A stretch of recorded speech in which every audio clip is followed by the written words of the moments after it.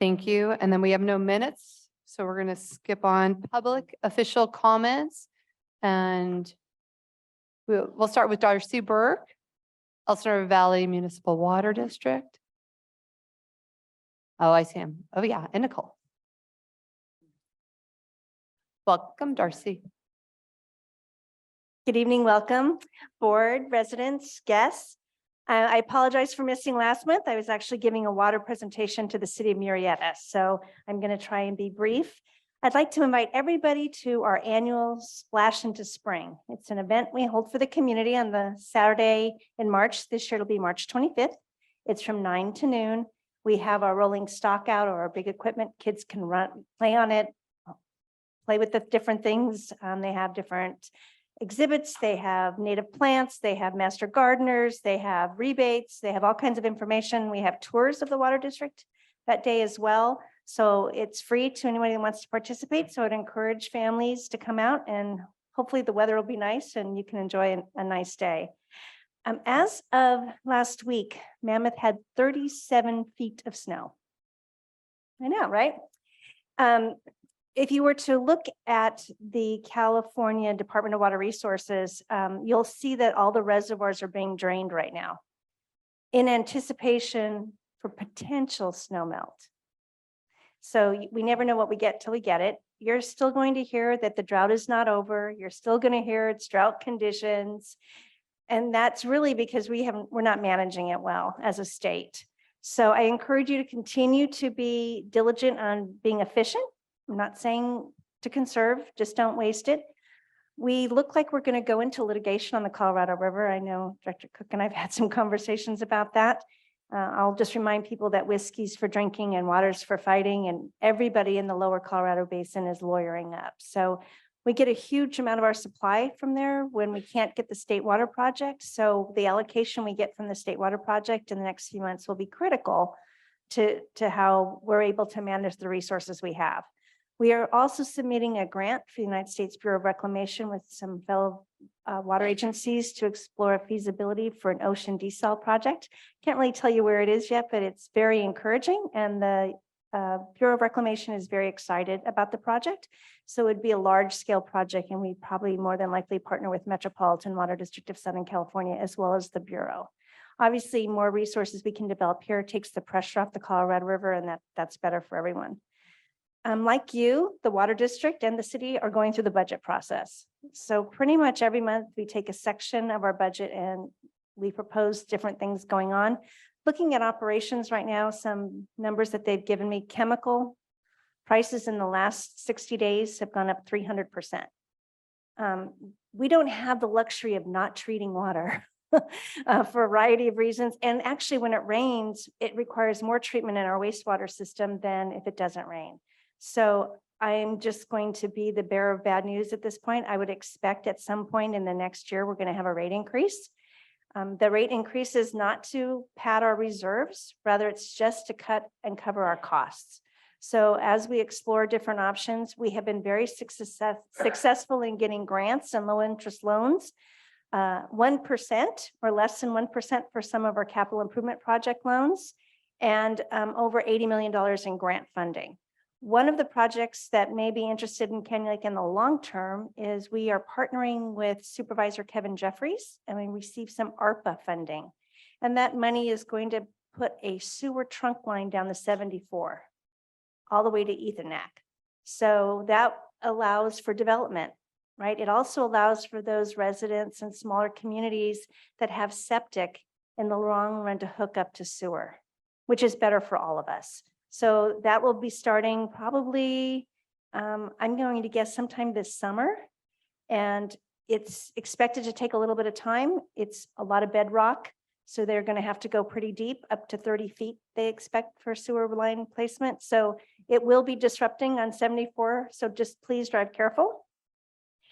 I reported in January that we were going to appoint a new board member to take the place of Director Phil Williams, who unexpectedly passed away. We appointed Jack Ferguson, who is a local business owner here. He owns a CPA firm, actually right down in near the In-N-Out Burger, there's some office complex there off of Grape Street and Railroad Canyon Road.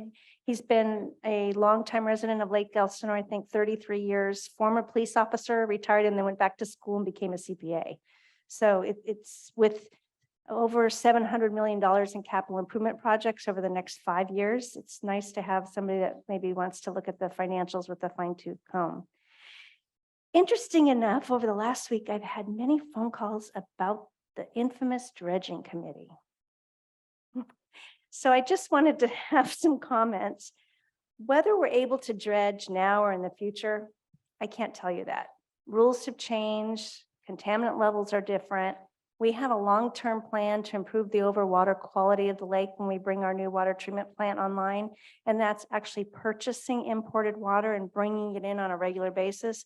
So my hope with that is not only can we run the water treatment plant all the time, which is really the intent. You don't want a stranded asset that costs $50 million, but that will also stabilize the lake level.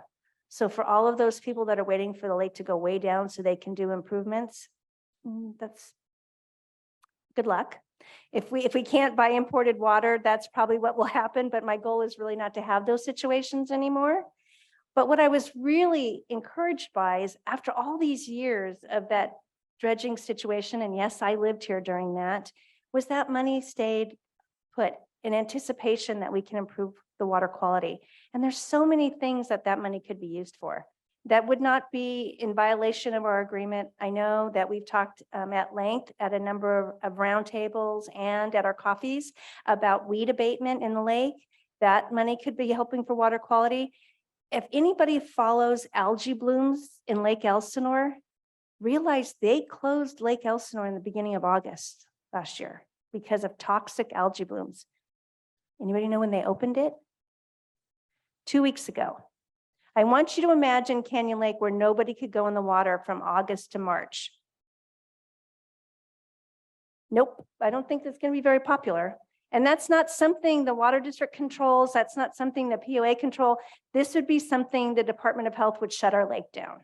So if we could put more money to more frequent testing, maybe exploring alternative treatment options, I think we're going to see more algae blooms as we have more runoff, as people have more yards, as it gets hotter, as we have swings and how much water we get in the water quality. It's just something I think we need to prepare for. Lake Elsinore, sadly enough, there was nothing they could do about it. And their whole program as their city is to dream extreme. They depend on tourism. Launch Point, it would be great to camp there, but I guess you just watch your boat sitting in the parking lot.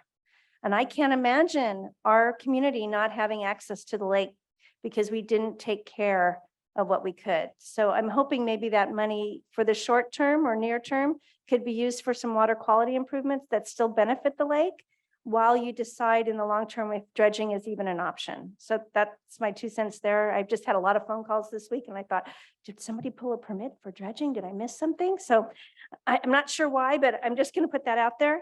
I'd like to remind everyone that tomorrow morning, Mayor Jeremy Smith and I will host coffee at the Country Club beginning at 7:30. The mayor sends his regrets for not being here this evening. His daughter actually fell and broke her arm this weekend, and so they're dealing with that situation. But he will be joining me tomorrow, and I'm happy to take any questions. Any questions? Thank you. Thank you so much, Darcy. Appreciate your comments.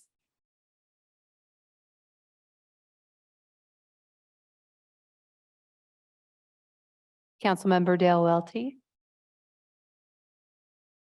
And he's going to handle the next introduction.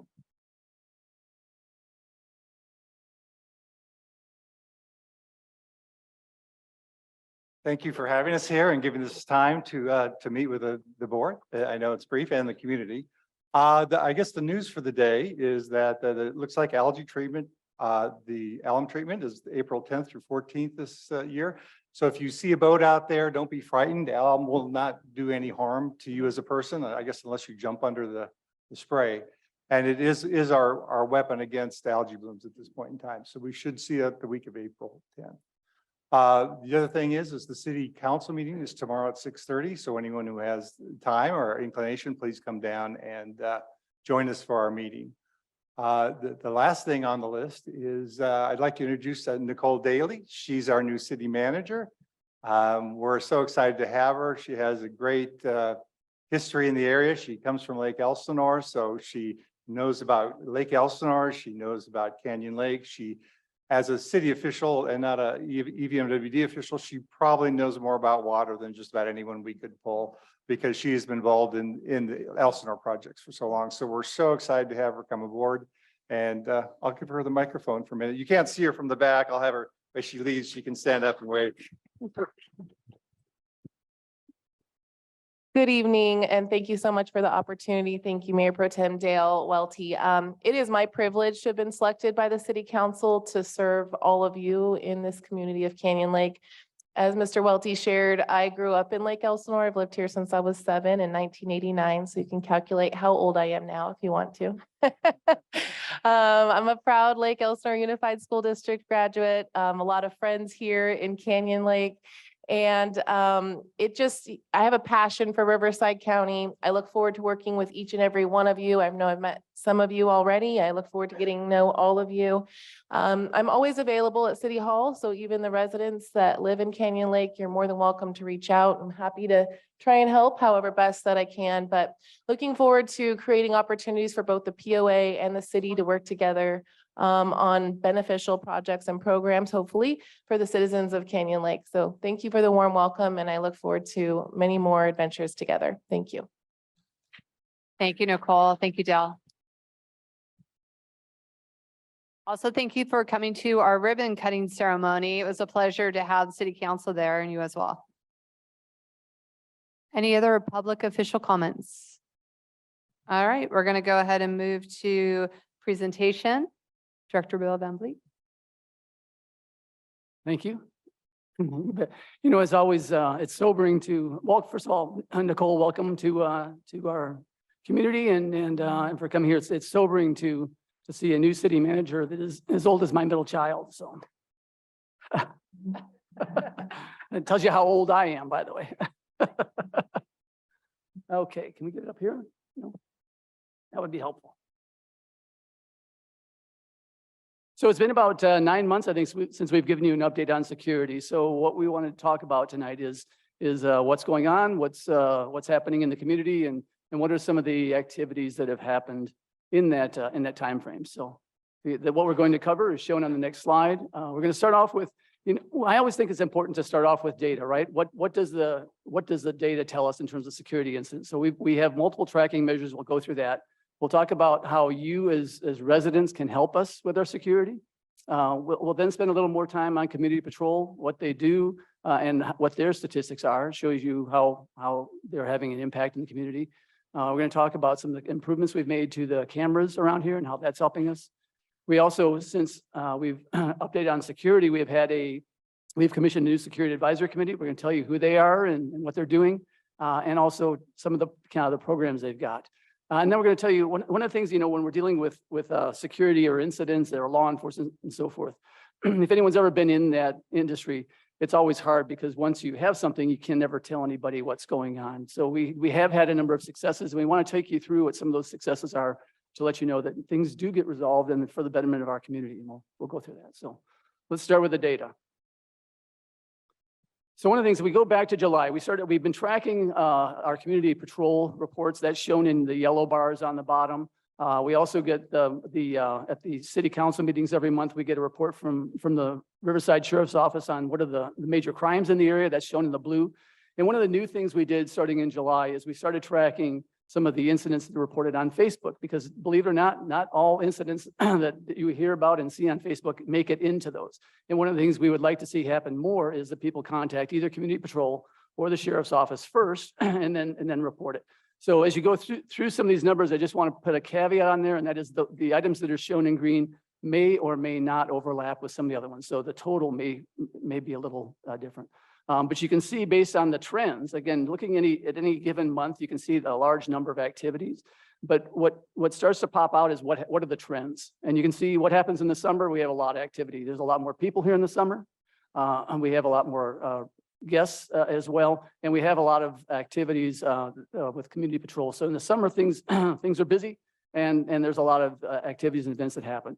Things kind of calm down a little bit in the summer. Around October, we have a lot more activity. And I think the reason for that is we've had some big events. We had the car show. We also have Halloween. And for anyone who lives on Canyon Club Drive, you know, there are a few kids that come down for their treats. What you can also see is as the weather gets cooler, even criminals and vandals and so forth don't come out, and things get a little softer. And then again, as the holidays go on, things come up again. So this gives you a little bit of idea of some of the incidents that we're tracking. And the reason we track these is to see what's going on when and how can we deploy our resources to those areas during those times. In other words, one flat line thing isn't the best solution for when it comes to security, but adapting your security to the situation. So that's what the data tells us. So the first question is, how can you help us as residents? And one of the things you can do is when you see something, say something. And the best thing you can do, again, before reporting it just on social media, and again, social media is helpful to inform our neighbors, but most importantly, call someone in either community patrol or the sheriff's office. And on here, you can see we both the POA and the city have different responsibilities. And together we provide for the security of the overall community. So when when you should contact community patrol is if you see any speeding traffic signs, traffic sign violations, things like that. The streets in here are private. And as a result, that's a responsibility of community patrol. If you see vandalism, particularly to our common areas and amenities, that's a community patrol responsibility. If you see a suspicious person or vehicle or solicitation, somebody's going through, again, those are all violations of our rules. That's how you contact community patrol. And then other things like parking violations, motorcycle riding, underage golf cart driving, and on down, you can see those are the things you can do, contact community patrol for. The sheriff's office, they deal with real crime, right? The most significant things. And their responsibility is for the safety and security of our overall community in our city. And so again, for traffic accidents, even though for speeding traffic and things like that, that's a community patrol issue. Traffic accidents or hit and run or driving under the influence, that's contact the sheriff. If you see vandalism to your home or a private property or your neighborhood, that's actually the responsibility of a sheriff to contact that. Major things, homicide, rape, robbery, theft, aggravated assault, domestic abuse, those are all, again, major things. Motor vehicle theft or arson or public intoxication. Those are all RSO responsibilities. So who are you going to call? Well, if it's a community patrol thing, there's a direct number that's shown on here you should call, or you can email a direct link to security@canyonlakepoa.com if it's not time urgent. In order to contact the sheriff's office, if it is an immediate need and someone's in danger of something happening, you should contact dial 911. If it is something that's not time critical, you can go to the sheriff's office and file a report and get an incident number. So if you had a hit and run or something like that happened in your area, your car was damaged, you can file that online as well. So that's who to contact. So community patrol, again, the primary responsibilities of community patrol are access control to our gates. And that's number one, right? They make sure people are able to get in and they check IDs and they do that. They enforce our rules and regulations. They do patrol and security checks of all the amenities. They come around regularly and check the amenities. They help us with special event staffing and traffic control, and they observe and report to the association. They do not replace the responsibilities of our public safety agencies. And that means anything law enforcement, anything fire, anything medical, those are not their primary responsibilities. So in the last 6 months, there's been over 2,700 incidents logged, right? And you think of that, now divide that by 30 and you figure that's about 450 a month. That's quite a bit. And just to let you know what's going on. 2/3 of those are traffic related. Now, 41, community patrol is kind of an easy target. We get a lot of complaints that, there's an issue with someone, with a guest of ours getting in or whatever. But if you think about it, there are 41,000 guest passes issued every month on average. Higher in the summer, lower in the winter, but 41,000 on average. And there are 450 incidents per month. So that's about 15 per day that they're doing. Now, 2/3 of those are speeding and parking violations, but there are still about 50 security or vandalism incidents that happen every month. So there's a lot that goes on associated with that. And again, it's important for us to understand the whole picture as opposed to just one, say there's an incident at the guard. Now, that said, while there's a lot going on with our community patrol, if you see a situation where someone, say you got an alert or notice that someone was given a guest pass from your guest list, and you know that that guest member did not come in or whatever, you should let us know, because it does help us improve our overall solution. There was an incident in the last month where a number of people said, geez, all these guest passes got issued. I didn't call anyone in for it. And they notified us, and we found out, well, they actually had a glitch in the software program that we had, and we were able to notify our provider to help correct that. Now, if you'll bear with me for just a minute, I'll tell you a personal story. My son, 30-year-old son, was going to, excuse me, I've had this cold for 6 weeks and it still won't seem to go away, so excuse my voice. He was going to Denver for a business trip or a family trip, and he didn't realize that he'd been there for a while, and his license had expired. And he went to Denver, okay, and he came back, and they would let him back in because his license had expired. He didn't have any other form of identification. But he went to TSA, and he showed him a credit card and some other things, and they said, okay, you can get on the plane and go. Well, that Friday, he came down here with his daughter to come into our house, and he got to our gate card, and I get a call from him at Pepe's saying, Dad, I need you to come pick me up. And I said, why? He says, they won't let me in. My license expired. He said, Dad, you got to realize your security is better, stronger than TSA.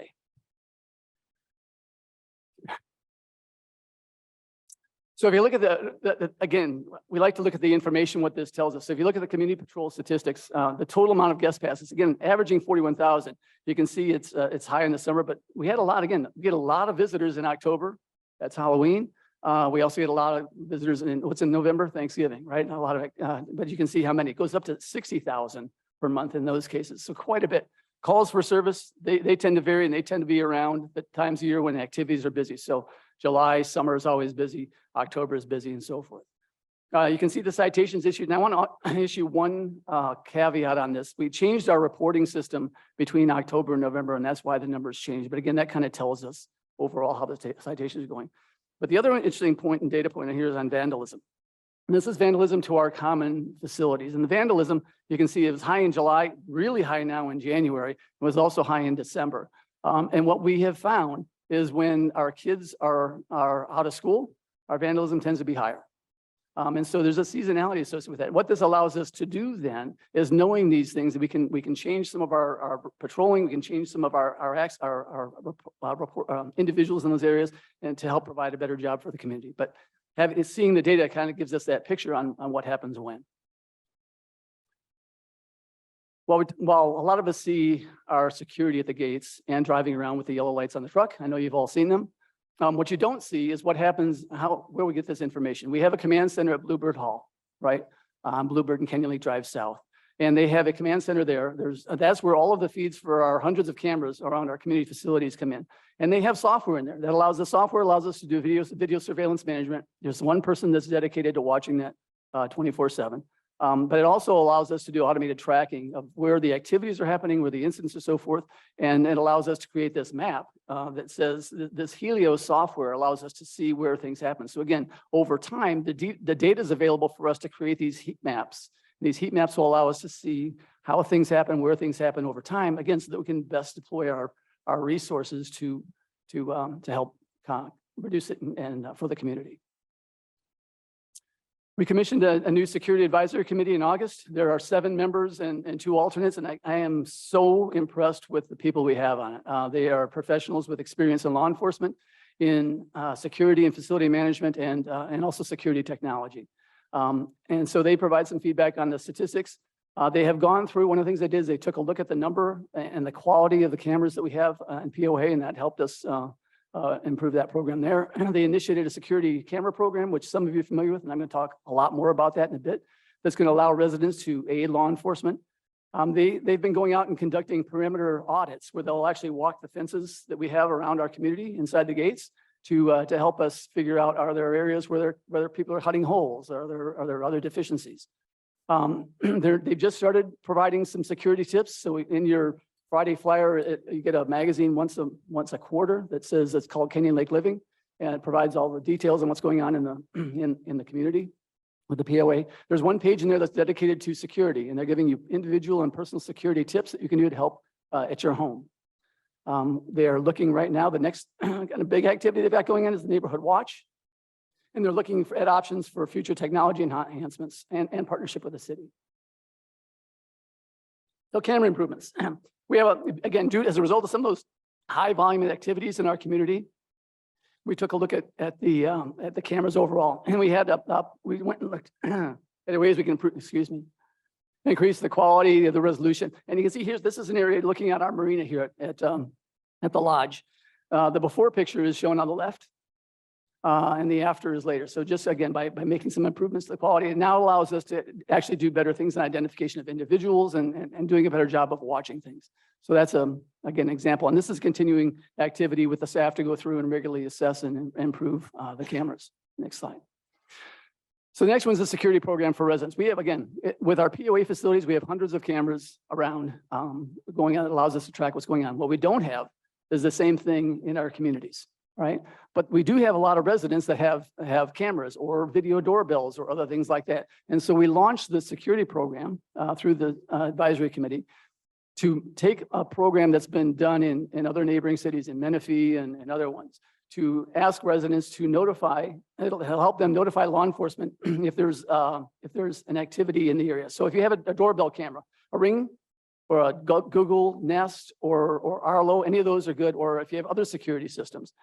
But it does help law enforcement in solving crimes. And the way it happens, again, completely voluntary. You always have control. And so what you can do is you'll go to the link down below and you sign up. It's one click. And you can sign up for the program. And what it allows, what it does, it says, hey, I live at this residence at this location, and I have a video camera. And that's all you say. And so what happens if either the POA or the sheriff's office gets notified that something has happened in your area, there's been a crime, there's been a vehicle theft, there's been a hit and run, whatever it is, they can contact you and say, can you look at your video and see if there's anything that you can help us with? And if so, would you be willing to share it with us? As a resident, you always have 100% control to say no. It's just letting us know where they are. So you can register your address at the web address shown there. So far, we have 56 registered residents to date. I would like to see that become 10 times, 20 times. Well, we can't do 100 times because that would be more than we have houses. But but the more we have out there, the more it helps our community. And as a late breaking news, I want to let everyone know we've had our first 2 incidents where in the last week we've had 2 hit and run incidents, and we've been able to tell the sheriff's department we have 3 cameras in the area that are registered in our program to help with that case. And so it works. And what we need now is we get more involvement. So we sure would like your participation to do that, to join us in that. So here's some of the success cases. And these are things that have happened in the last year. And I know you've seen us put out things on Facebook where we say, hey, we had an incident happen. There was a motorcycle theft at the main gate. There was a speeding boat in the East Bay. We had restroom damage at Roadrunner Park, I think about a week after it opened. We had kids running on the golf course that did some bicycle damage to that.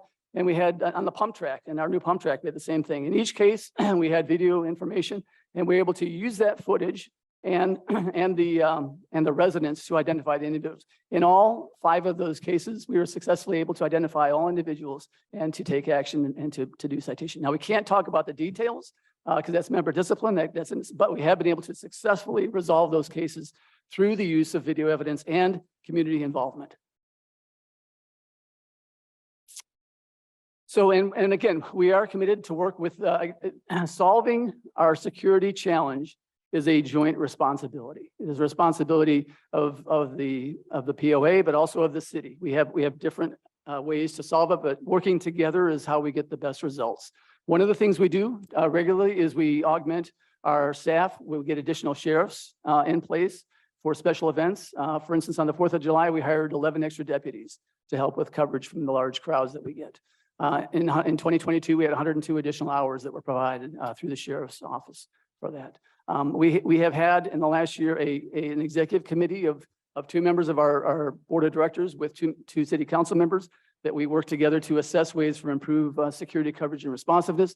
We've looked at ways on how can we provide elastic policing needs. So again, as demand increases, how do we get more coverage? And as it's not needed, how do we reduce some of that? And how do we do it at a reduced cost?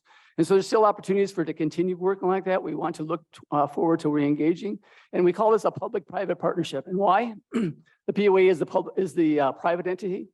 The city government is the public entity, and working with our community, that's the partnership that we think we can really create the best security program for our community. So here are the takeaways. Again, as I've said it multiple times, but community security is a joint responsibility, and it's three entities: the city, POA, and our residents. For the residents, if you see something, please continue to say something and know who to call. Get that information out there. Our community patrol, while they do a lot for us, they actively address 450 incidents a month on average, which is a lot. Our new security committee leverages a team with a lot of great experience, and the cameras have been instrumental in helping us identify individuals at common areas. The new security camera program is available to you, and please spread the word. We would like to see that increase dramatically. And again, the city and the POA always continue to look for ways to partner to address our number one challenge. Thank you.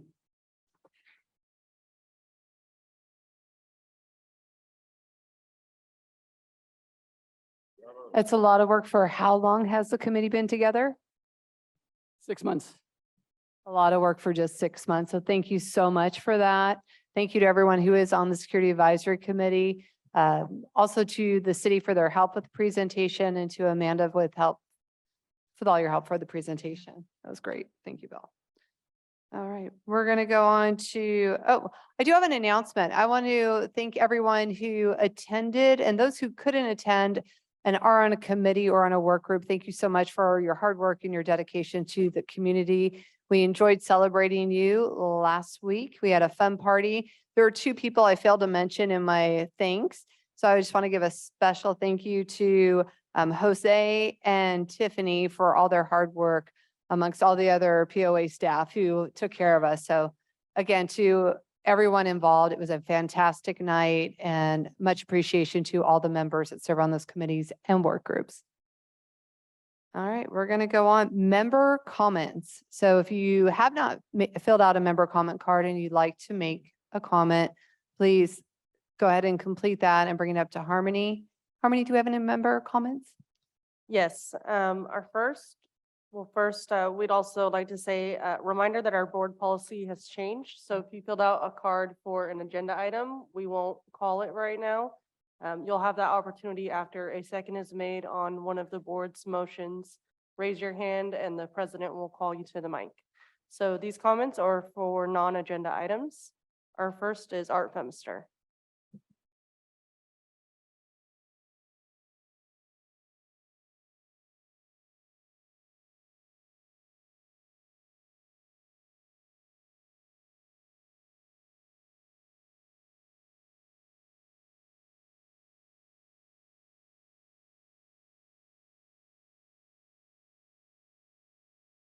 Turn the mic on. There you go. Well, Bill, your presentation was amazing, canny timing for today, considering what happened. So some of you may know that on Sunday, we had this gentleman here, David, with his homeless friend walking down the streets of Canyon Lake inside here along Vacation Drive. Inside there, you can clearly see that that's David inside. He lives in Quail Valley, walking with his walking stick. A member saw him come in from behind the fire station, called Community Patrol. They arrived about 10 minutes later, talked to him, and then followed him out. When he got to Cove View Drive, he just walked away. Now, Community Patrol is about a block back behind him, and that's fine. Didn't think he was going to sprint off. He left, went on Cove View, and hid behind a boat in plain view of the Community Patrol. Community Patrol watched them. There was a little 9-year-old girl there playing behind the boat, and he jumped out with this big walking stick, scared the crap out of her. She screamed. The parents came running out and saw him, chased him away, and then Community Patrol continued to follow him, and sheriffs came and escorted him out. Normally you'd say, well, he's just an old man, maybe just playing a game. Well, this is the picture of David. This is David's sex offender profile, having lewd and lascivious acts with under a 14-year-old child. Okay, he's a registered sex offender, clearly walking through our community. Now you say, well, maybe that's just a one-time thing. It won't happen again. I got a call today while I was at home in my fuzzy bunny slippers and sweatpants from Kelly Hogger saying, he's back. Really? Well, here he is again. He was back today. So I jumped in the car, went down, met them by Sierra Park. 3 of them were following and taping them. They had called community patrol before they called me. I was able to get there, get out of my car, walk all the way through the east side of Sierra Park, all the way down the chain link fence, and the community patrol was still not there. So I think we need to step up our game. And I was going to talk to you about that aside from these things. So here's my suggestion we can do in a month or two. We can go out and purchase a vehicle, perhaps like this. My wife photoshopped it. Something looks official, like an SUV, says public safety, Canyon Lake POA on it. And then we can take that and then we can go to Allied, Universal, or whoever the heck we're using now. This is an actual picture of them, cut and pasted, where they're doing security up in Sacramento at the bus station up there. These are armed people on that. We have a choice. You can step up to fully armed with a gun or take a step back where they're taser, baton, and pepper spray to protect themselves and handcuffs. They are at that level allowed to detain people if necessary. They don't have to, but it gives them the stepping up. So I would suggest having people who have the ability, that's all they're going to do. They're going to drive around and they're just going to look for, protect us. No writing tickets, nothing else. I would suggest that they can be there in a matter of minutes rather than 10 or 15 minutes when something like this happens. And they probably would have spotted this homeless person by themselves, because I know community patrol drove past these people because people saw that. So we saw community patrol drive past Dave and his homeless friend on that. So that could be done like in a month or two on that. So I'm just going to throw it out to you. We have a wonderful security, I know my time, we have a wonderful security advisory board. I would suggest you listen to what they have to say, but again, for the sake of our children, because that little girl who got scared crap out of, she'll probably be traumatized for a while, and I'm done, I know. Thank you. Thank you, Art. Okay. Thank you, Art, for bringing that to our attention. Rita All Benlin. right, and next, is there another comment? Yes, next is Rita Benlin.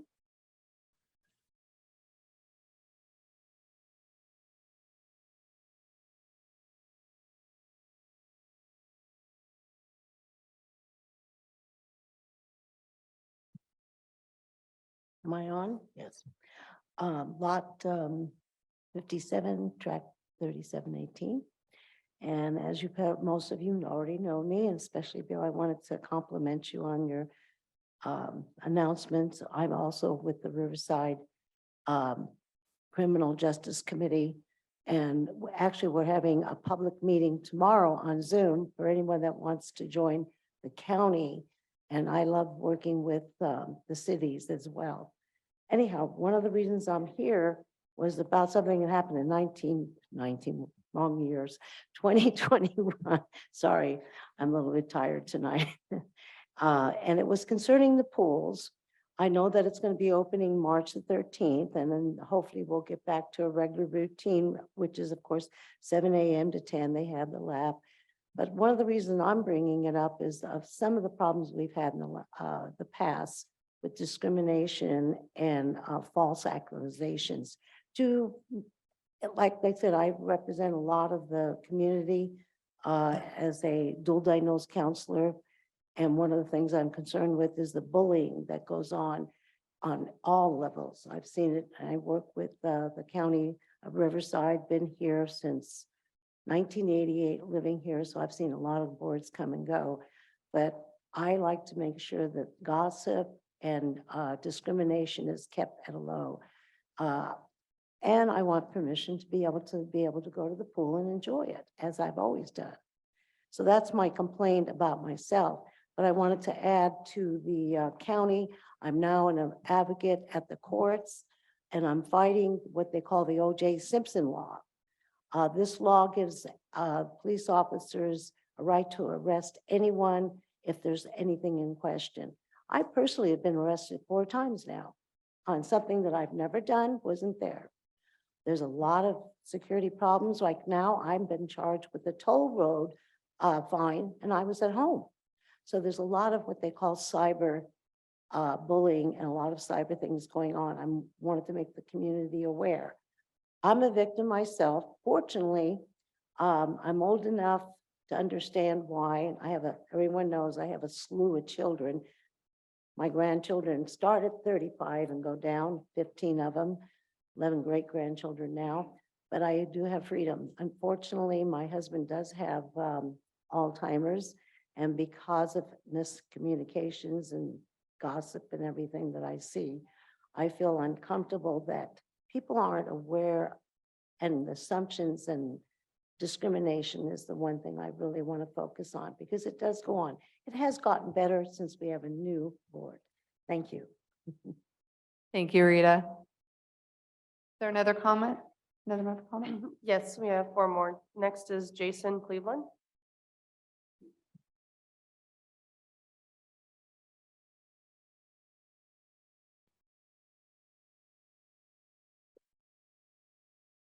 Is it on?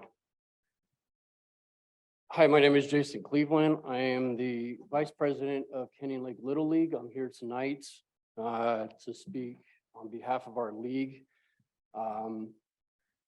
I feel that I see a lot of renovations happening around our community, and I feel that our fields are being neglected. We have talked about this as a board, and I'm here tonight because I want to see some movement on those fields.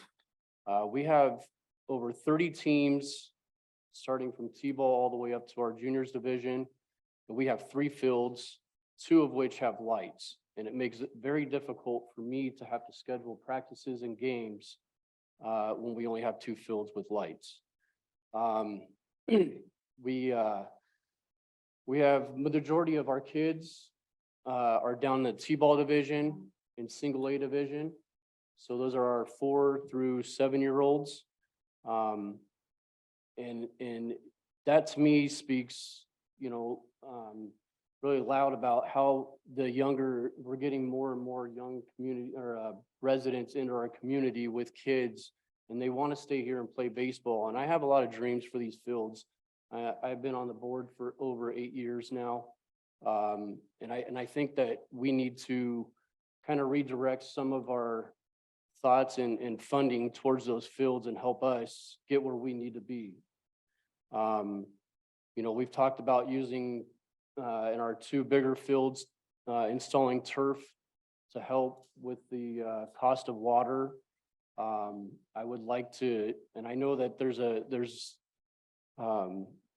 concerns with lights on some of our lower field because of the housing, but I've also come up with a plan that we could take that field that's back down there by the houses and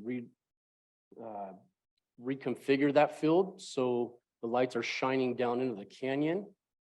But again, I just feel like there's a lot of stuff going around this community right now, and those fields where our children want to play, love coming to play baseball, and we want to keep it for years to come. I mean, I got 2 boys that are in the upper divisions right now, so I'm not going to be around much longer.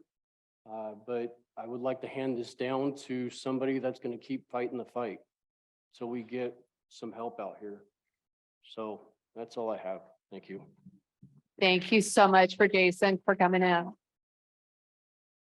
Awesome. Next is Brandon Karpowitz.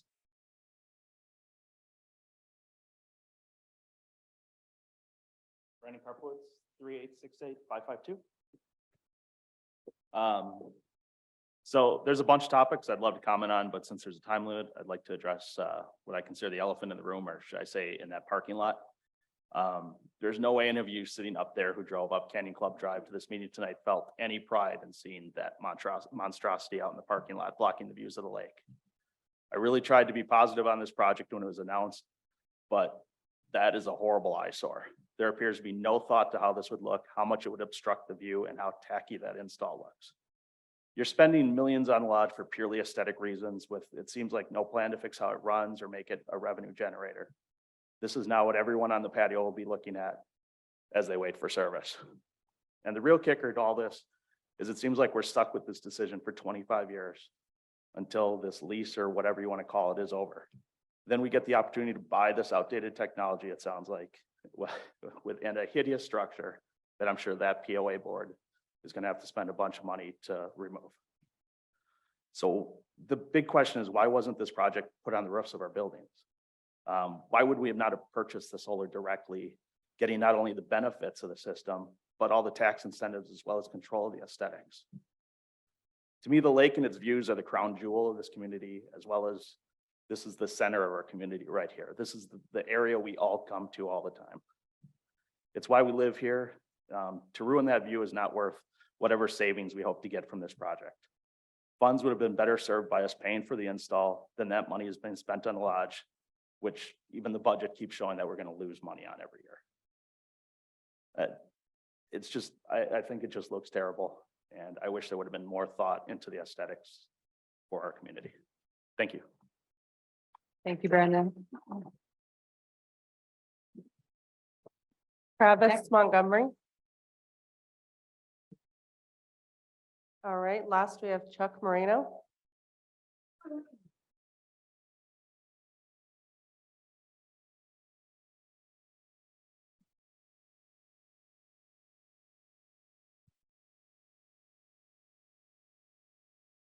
Chuck Marino, 3846-330. I'm here to talk about security.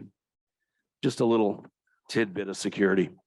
I have a friend that lives in the lake and we were chatting. He told me he got a ticket for expired tags on his car. And I'm like, really? Expired tags on your car? He said, yeah, I was parked on the street and they gave me a ticket. And it's only been a couple months since he couldn't pay, or excuse me, that they were expired. And apparently the DMV has taken a little bit longer to get his tags to him. I did feel for him. But my question is, with that being said, why do we not check registration and insurance at the gate? We currently check driver's licenses and we turn people around.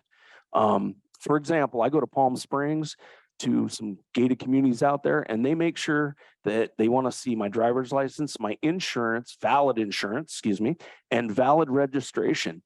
Okay, if you guys implemented this little plan just for maybe a couple of months, I guarantee that it would knock off all those excess guest passes coming in. And then you know how word travels fast? People are going to go, wow, they're checking all that. We're not coming in there anymore. So, you know, all the freeloaders and all the guys that use pass through, you know who we're talking about. We see it every day. And that is an excessive number of guest passes, if you ask me. I mean, really? That's a massive number, you know? I mean, who's running this place? Us or the, you know, the paying members or the guests? I mean, if you go to Eastport and come in the gate, you can see who's running it. Guests get a couple, two, 3 lanes to pick, and we get one. And if we're lucky, there won't be a big rig there or a oversize, and we won't have to wait to get in the lake. But anyways, that's just my 2 cents.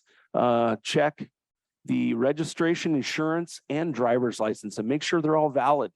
I know that's going to be going to hit some people in their pocket, maybe the realtors or something. You know, they can't call in workers or something. I don't know. I'm not trying to pick on anybody, but you know, and that might help. You know, alleviate some of the crime. You know, a little bit of it at least. I don't know. Just my 2 cents. Thank you for listening. Thank you, Chuck. That's some good idea.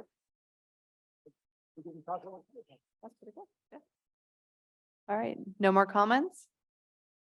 All right, now I have to put on my glasses.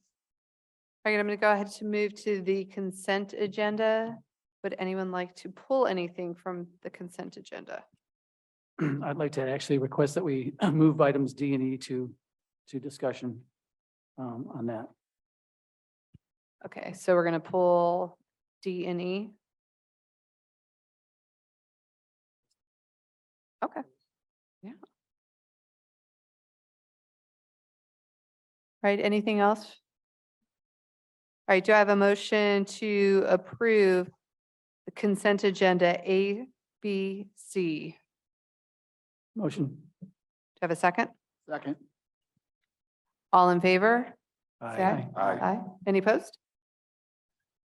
In favor, motion carried. All right, so now we're going to move on to consent agenda D, approval of funds transfer. Susan?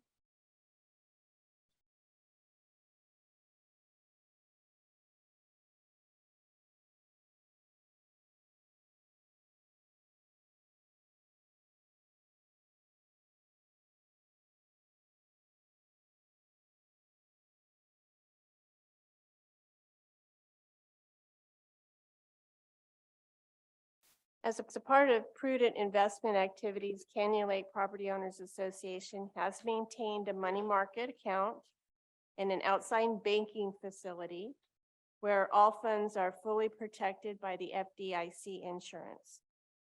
Due to the large expenditures recently of the community, it's necessary to transfer temporarily some funds from the money market to the operating account in order to meet our accounts payable needs. In compliance with Civil Code 5515 and prudent fiscal management, it is recommended that the appropriate money, approximately $2 million, be temporarily transferred from the ICS money market account to the ICS operating cash account. And this transfer is being requested partly because of the timing of the approvals of the projects that are upcoming. We're in the last 2 months of our fiscal year, and our funds do dwindle throughout the year from the high point on May 1st to the lowest point about April 15th. And that's why I am requesting this transfer. Thank you, Susan. Do you have a motion?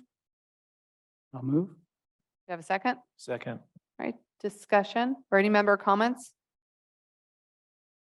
All right, discussion?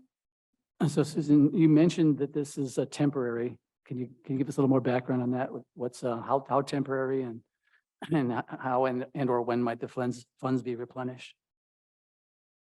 There are two replenishment plans.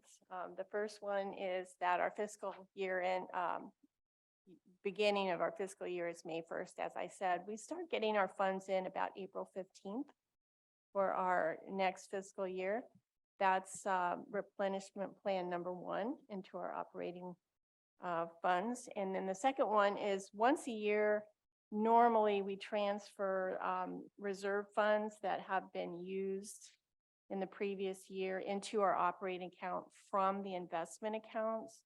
And that's just truing up our interfund receivables. And I'm proposing that we do that as well in my next board action item. So are we planning to, this $2 million transfer, are we planning to use that to put that back into the money market at some point? We certainly can. Any other questions for Susan? All right, all in favor of approving the funds transfer? Item D, say aye. Aye. Any opposed? I'm in favor, motion carried. All right, and then E, you started to speak about that one. The reserve fund transfer. I mentioned this in my previous explanation, but I would like to formally present this for your approval. Once a year, cash is moved between the operating fund where the accounts payable checks are written and the reserve funds, which we keep at Schwab. This year, I'm proposing based on the activity for the fiscal year ended April 30th, 2022, that we transfer out of the R&R investment fund to our operating fund, $575,000, 627. And from the road reserve fund, we're going to transfer out of the road reserve investment fund to the operating fund, $2,289,257. The capital improvement fund needs to be funded from the operating fund because these funds true up both ways depending on how much money is spent out of each fund. So into the capital improvement fund, I am proposing that we transfer $256,831. Thank you. Any questions? Oh, actually, sorry, is there a motion to approve? or motion? Do I have a second? Second. All right, any member comments on this transfer? Any board comments? All in favor of approving the fund transfer, say aye. Any opposed? Five in favor, motion carried. Thank you, Susan.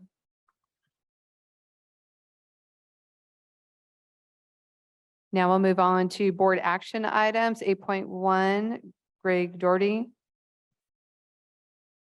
So several months ago, there was a recommendation to dissolve the Fiesta Day Committee and roll it into a new committee that would be in charge of 5 or 6 POA sponsored events during the year.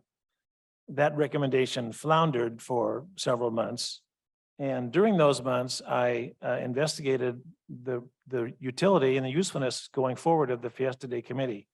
And principally in conversations with Joe Grasso, who was the chairman of the Fiesta Day Committee for, I believe, several years, it became apparent that the activities department had a good grasp on what to do and how to do it to make Fiesta Day a success. At the same time, the membership of the Fiesta Day Committee kind of dwindled. And I believe now it's down to 1 or 2. So it again became apparent to me that the usefulness of the Fiesta Day Committee as an advisory group to the Activities Committee and the POA really wasn't there anymore. Interestingly, the Fiesta Day Committee is the only committee that advises on events. The rest are committees like the FPC and so forth that have a different function.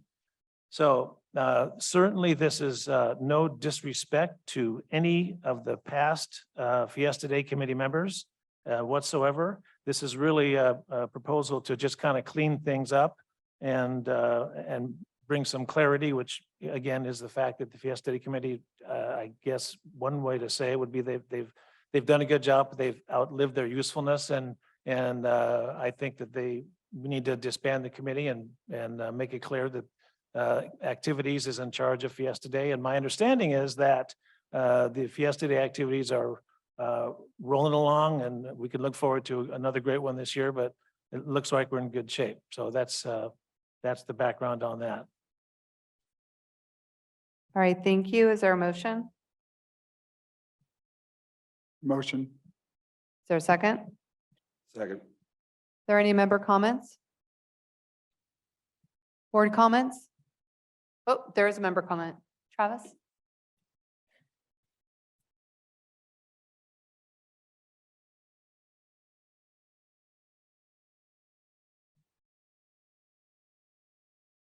Thirty-eight 010. I just want to make sure I understand that there's not going to be any more community input into Fiesta Days, that this will be a staff administered program, and that what staff thinks the community needs, the community will get. Am I correct? And Yes. since this is an agenda item, I guess you can respond to my question.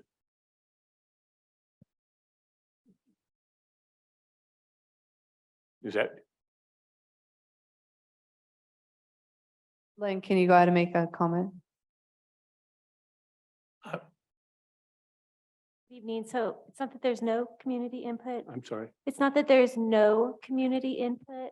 It's just the function, the tasks themselves of planning and organizing Fiesta Day has been transitioning over several years to staff with assistance from the committee. The staff doesn't turn down the volunteers. One of the tasks that did come up is the selection of the Grand Marshal. I know that was, a task, so they've been working on that, but it's still a collaboration with the clubs, with the people participating in the event. It's just the actual committee, those individual tasks started to transition to staff, which is why a lot of this has. How will that collaboration handle? If Well, I staff have an would- opinion I want to make or talk about, let's say that you decide you want to do away with the parade and club involvements. It would be the same as we're doing with all the other events, as Greg had mentioned. So right now, Activities works with the clubs and the groups, or the Activities is planning it, and we have the clubs and groups assisting Activities rather than the committee being the driving function of that, planning that event. Is probably the best way I could explain it. So there's still, because we know there's a coordination with all the clubs, with all the vendors, with all of the participants. And much of that has been staff that's been organizing and planning with assistance from the committee. Well, I understand staff doing a lot of the physical planning, or not the planning so much as the physical activities and arrangements and all, but the input on what we're going to do or not and all is a bit of a concern to me that I just expressed to you to think about in your discussions, because this has been something that's gone on and on and on for years with the community's involvement in it. And now there's not going to be, it's going to be kind of, if we want to get in there and talk about things, if we get collaborated with, it'll happen. And that's nothing against the staff at all. I mean, I'm just talking process and I'm skeptical of the process. Thank you. Thank you, Travis. Can I- Any other member comments? Can I comment? Not Wait. up to Travis. Wait, hold on, discussion. hold on a sec. No, okay, now we're at board discussion.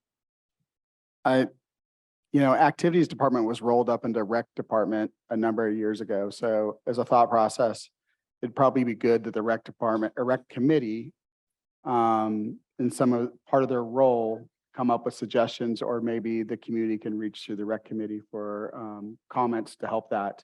The current Fiesta Day committee is maybe 3 people right now. And even then, they were a work group and, they couldn't get volunteers anymore to come and support them and everything. So at that point in time I think the last Fiesta Days, it was 1.5 people that was working their tails off. So I think this is the right call. I mean, we would love to have, 10 volunteers stepping up for a Fiesta Day committee. But that's not been reality the last 5 years. So I think just kind of, those are my comments. ahead. Mr. Montgomery also hit on a comment that I was going to address too, which is, I certainly understand that the community we had in place is diminishing. I also completely agree with the fact that it's going to be equally, if even more hard to have a special events committee do even more events. So I can understand that. But I do see benefits in committees. I think one of the benefits of having the committees, our other committees, is a way for our community to get involved and to give us feedback. And if there's some way for us, again, staff does the Herculean effort of all the planning and financial aspects. And I think they really have been doing all the heavy lifting, but if there's a way that we can get our residents or to have some involvement, whether it's through the rec committee or some other, I think that would allow us to maintain that aspect of it, is what I like to see. Any other comments? I think it's a great idea that the clubs are going to be involved in working directly with the activities to give their input. Great idea, Alex, on having additional input through the rec committee. Being the liaison to the committee last year, I saw it dwindle, which was unfortunate. And now that there was only, I think 3, maybe 2. So three people. And we tried, and I think other clubs are seeing this too. It's hard to get people to volunteer. So that's been the greatest challenge. So that was my 2 cents.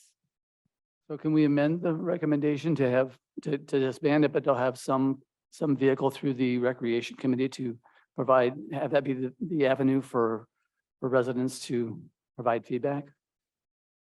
Well, Sure, yeah. but this is just to disband the committee.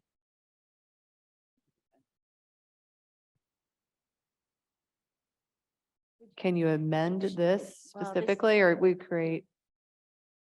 I don't know if you can, because it's just, We could prepare a revised red line to this. This is their committee charter as a whole, because we did not renew them with the committee renewal. And we had proposed a special event committee for all these same reasons that everyone's discussing, but we could either table this item. And to be clear, to this current year, they've already been planning it, staff, because we don't have a committee to meet quorum to meet. So we've been in the process. So this wouldn't even impact this current year. Activities has been working with those vendors, those clubs, and those groups already. We did not even have enough to actually have a committee meeting. But we could bring it back as a red line with a recommendation of direction to the recreation committee if that's what the board is requesting, or modification. well, we still have a first and a second on the initial motion. So if you want to make an amendment, we can see if there's a second on that. I think the option is, I'd like the recommendation you just provided, Lynn, which is we can always, the board can provide direction to committees. And maybe one of the ways we can do it is to provide direction to the rec committee to assist in the future. It sounds like for this year, it's OBE, overcome by events. So got it. Thanks. All right, with that, I'm going to go ahead and call for a vote. All in favor, say aye. Aye. Aye. Any opposed? 5 in favor, motion carried.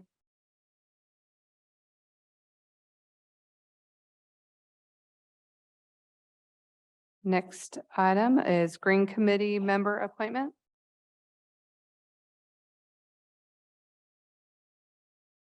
Good evening. The current TWG representative on the Green Committee is stepping down. Eric Schrader was selected by TWG to be their new representative on the Green Committee. After discussion, the Green Committee accepted the TWG selection of Eric Schrader as a representative. It is recommended the Board of Directors approve the appointment of Eric Schrader to the Green Committee effective immediately. Thank you. Do I hear a motion? Motion? Second, anywhere? Second. Any member comments? Any board comments? I think Eric is a great suggestion. He's the head of the Tuesday work group. He attends all the meetings and he'd be a great representative. Thank you. Any other board comments? All in favor of approving Eric Schrader to the Green Committee, say aye. Aye. Any opposed? 5 in favor, motion carried. All right, next is Steve and Tim Cook, Director Cook. It was requested that POA explore adding space for a community garden. This request started with the Garden Club presenting to the Recreation and FPC committees. The committee has made a recommendation to POA to have a small community garden area.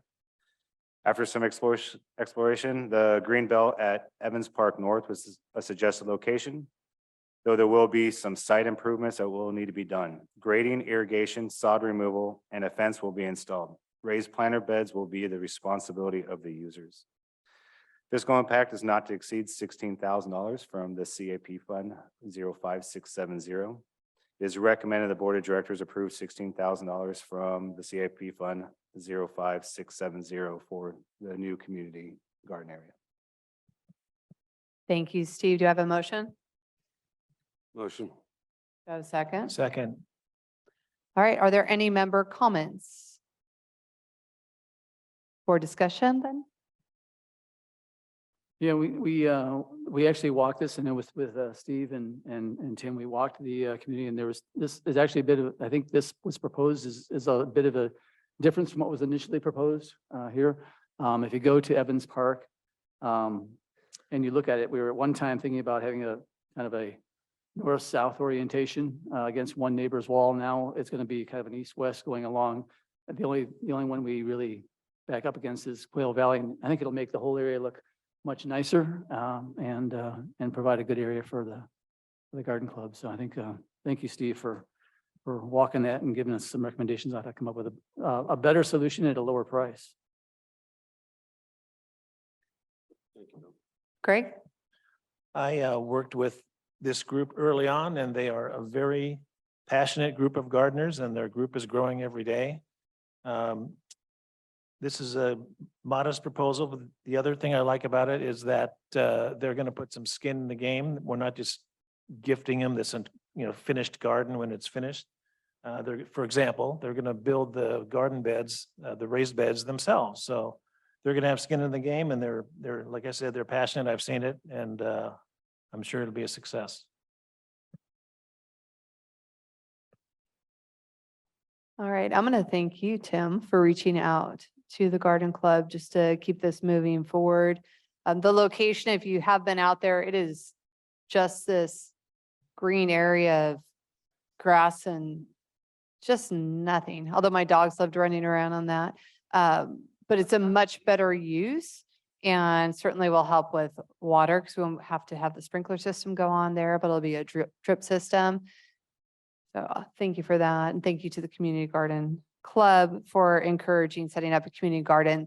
By the way, this is not just exclusive to club members. This is going to be open to the entire community, not just a club member. So I want to make certain that's clear. And they welcome that, by the way. So with that, One quick question, and that is Darcy still here? No, okay. Because by taking out all of that grass, which we currently just have an area sprinkler, I think, and we're going to drip, do we qualify for water rebates?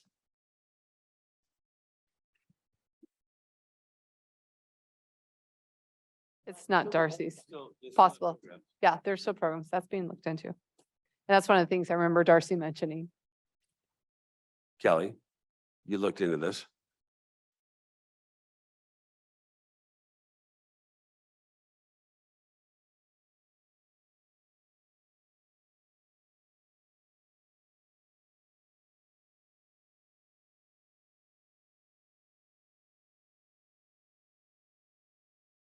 All that's being reviewed. So thank you for that. All right, with that, all those in favor of approving, say aye. Aye. Aye. Any opposed? I'm in favor, motion carried. Thank you, Kelly.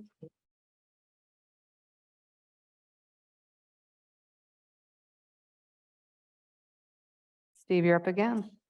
In 2017, the Can Lake POA built 4 pickleball courts in the Eastport Park. This sport has become very popular in the community. The pickleball club itself has grown over 500 members. This is just a portion of the Can Lake members who use the courts. The POA has been requested to explore to adding 2 more pickleball courts, which were left out in the original design, but planned if the sport had become popular in Canyon Lake. In November of 2021, the Board of Directors approved funding for a design. In 2022, the POA released a RFP. Bids included a bid alternate to resurface the 4 existing courts since they are worn and due for resurfacing. We received 5 bids ranging from $345,000 to $556,000. Also, in addition to that would be is permit and a shade structure to match the existing, which is $7,520 and $9,700. The fiscal impact, I would like to actually amend the fiscal impact. I got some additional information for cameras and card readers. So fiscal impact would be $352,486 plus a 5% contingency from the CIP fund 05670 for construction of 2 additional pickleball courts, plus $29,800 from the reserve fund 02670 for resurfacing of the existing courts. It's recommended the Board of Directors approve $352,486 plus 5% contingency from Fund 05670 and $29,800 from 02670 for resurfacing of the 4 existing courts. Thank you, Steve. Do you have a motion? Motion? Do I have a second? Second. All right, member comments.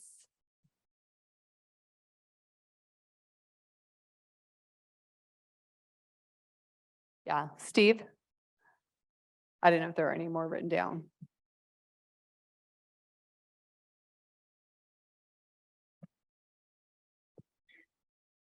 I'm going to wear my appointed facilities committee chairman hat tonight.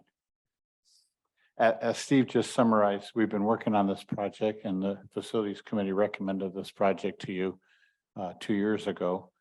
The design's completed, the permits are secured, the bids are here. The time is now. The facilities committee, strongly supports the board proceeding ahead with awarding this project. This is an amenity that is going to really improve the community and going to affect a lot of people here. The timing is right.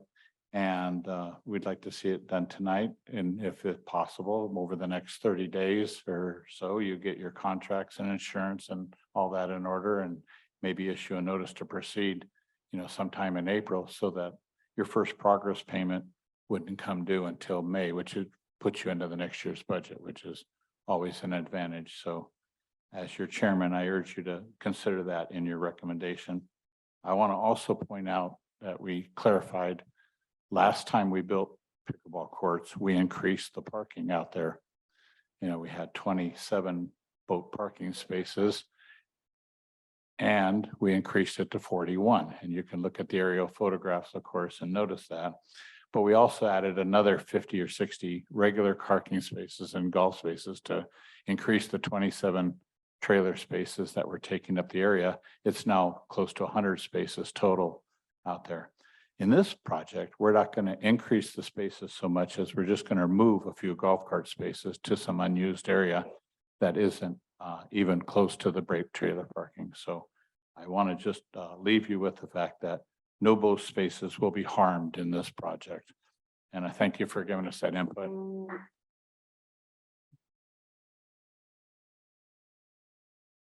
All right, all right. All right, all right. Thank you. Let's keep it down. Thank you, Steve, for that. Also, thank you to FPC for all the hard work that you guys do. For those who don't know, all of the changes here, well, sometimes it starts with rec, so I don't want to put that down, but go through FPC, and you guys spend so much time finding locations, doing your research. So thank you for that. Thank you for all your hard work. With that, any other member comments? I saw, well, there's, oh, he's holding the camera, so that's not a hand. I saw a hand in the back first, the gentleman in the back, if you want to come up, and then I got that one.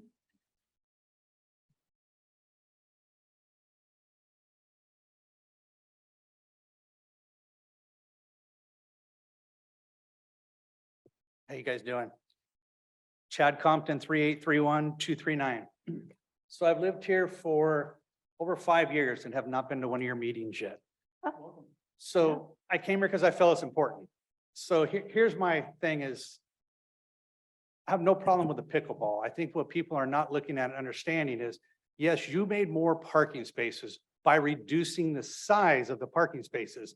So the problem is you have not enough space between fenders of boats to the next fender. So you can take and make another 100 spaces in there, but doesn't mean anybody's going to be able to park in those spaces.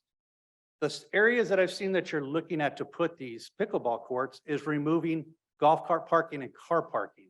Now, where does everybody think those golf carts and cars are going to park now? I don't know if anybody's been at that ramp during any kind of a weekend holiday, but people are illegally parked everywhere. Why? We do not have enough boat parking there, period. There's not enough parking. So now if you take that parking away, and you can justify it and say how you want, but we are taking parking away to put it there. At the other launch ramp, there's not enough room. We've done the same thing with the parking lanes. There's not enough room. And anybody that, I know you guys probably have boats, it is super tight to park your boat. My wife cannot put the boat in there. She can put it any other place we go, but not there. The spaces are too narrow. Why? We grabbed extra spaces by reducing the size of the parking spaces. And that's all you did when you put the pickleballs in before. So I'm opposed to this, and I think you guys should strongly look at this because this is Canyon Lake, not Canyon Pickleball. This is a lake community. You guys probably know. Hey, I let you guys talk. You probably know how many people, I don't know the numbers, but how many boats are registered on this lake. And I could guarantee you it's a lot more than people play pickleball. So that's why I said I came here for a reason because I felt this is important. That's all I have to say. Hopefully I don't have to come back and do this again, but I think you guys should strongly look at what you're actually doing because all those cars you're taking away are going to be parking in the boat parking spots. That's what's going to happen. Then you're going to side them here and there. People don't know that don't have boats, so they're going to take and park their vehicles where the trailer parking is. And once you put one car in that spot, you can't park there. That spot's done. So that's all I have to say. I appreciate your time. Thank you. Thank you, Chad. All right. Guys, we don't need to boo each other, please. All right, and I saw, yes, ma'am.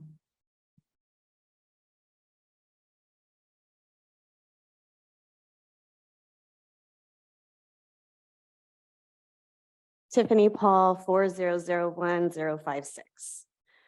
I was going to speak earlier when Susan spoke as well, because this really touches on this subject and a few others. I feel like my biggest concern always is money. I have an accounting business. I'm now the treasurer of the baseball board. It's always money. And that's my biggest concern here is this is $352,000 plus. And our dues are continually going up. I understand there's reserve funds. I understand you have to spend the money on improvements. But the biggest thing is we have a lot of people in this community still. I know it's going family oriented. I've lived here 6.5 years. I have kids. I want the money to go towards every diversity in age. However, the 352,000, how is that going to be allocated in regards to, we're already raising our dues this year? Again, the fixed incomes are going to be chased out of this community. And that is my biggest concern with this. You said skin in the game with the garden club. I'm a part of that. I'm a part of so many organizations here that I love. But the biggest part of it is money right now. I understand inflation. I have to stress that every project we deal with right now is money. So that's my piece. Thank you, Tiffany. And I saw another hand. Paul, come on.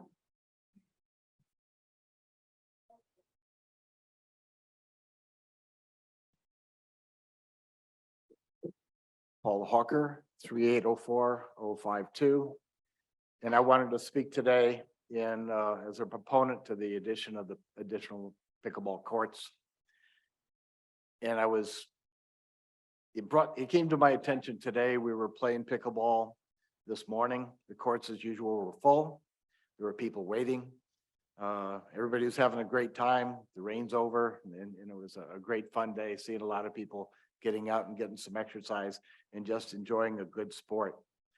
However, when I looked to the side, there were two ladies sitting on a bench, sitting and watching and sitting and watching. So I walked over and I said, yeah, did you come here to play? And she goes, yeah, but we're kind of new. And the courts are all full with people playing a fairly aggressive game of pickleball and they were intimidated. So we waited and waited for about an hour and a half, and about 11:30, an extra court opened up. I brought them out on the court. Another pickleball club member came over. The four of us played awesome pickleball. They were former tennis players that couldn't play tennis anymore, so they were looking at this as an alternative. They took to the courts like ducks to water. They loved it. It was fun. It was great to teach them. And within an hour, they were up playing an aggressive game, keeping score, which I still can't do. And it made my heart go good, but they had to cool their heels for an hour and a half. And a lot of people don't have that patience. They'd get up and leave. And then there's just an amenity that's not provided to those people. Also, I walked up to one of our expert players and I said, where you and your guys been? You know, usually you're putting on a good show for everybody. These are high level pickleball players that travel around the country, they travel around the neighborhoods, and they play competitive tournament pickleball. And they go, well, we can't play here anymore. There's no court. We can't get a game in. Every time we want to play a competitive high level game, somebody else who's just a normal community member wants to come in and play, and we can't hit it hard. We can't be aggressive. And so we're going elsewhere. And I go, well, there's another group that are gone. And these are some of the reasons, not just the fact that there's never an empty space to play, but there's often no place to play. And the additional two courts would make a heck of a difference. We just had a tournament. It was oversubscribed. We had to divide it up into two tranches. It was the Valentine's Sweethearts game. And so we had a first flight go out. They played.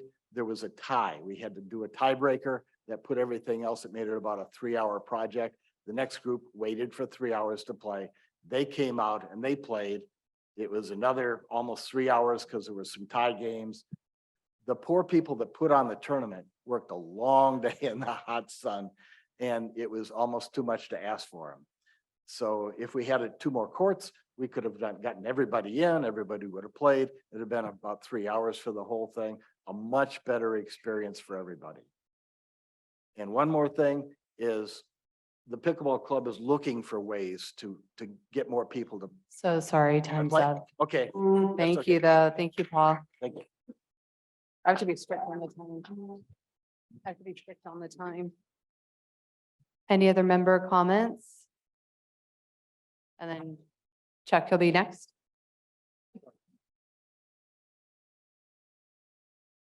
Jason Cleveland again.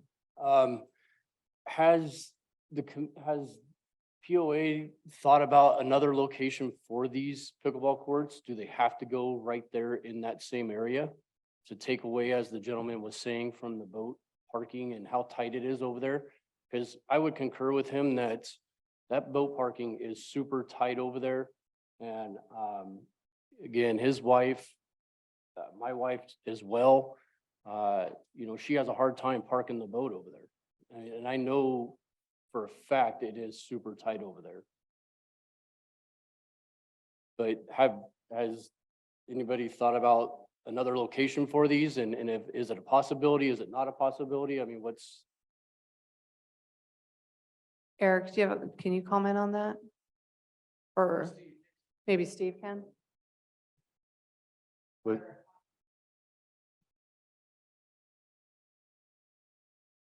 There was no others explored except I think FPC recommended removing the basketball courts and put them there. thank you. All right, thank you. And then I saw Chuck next.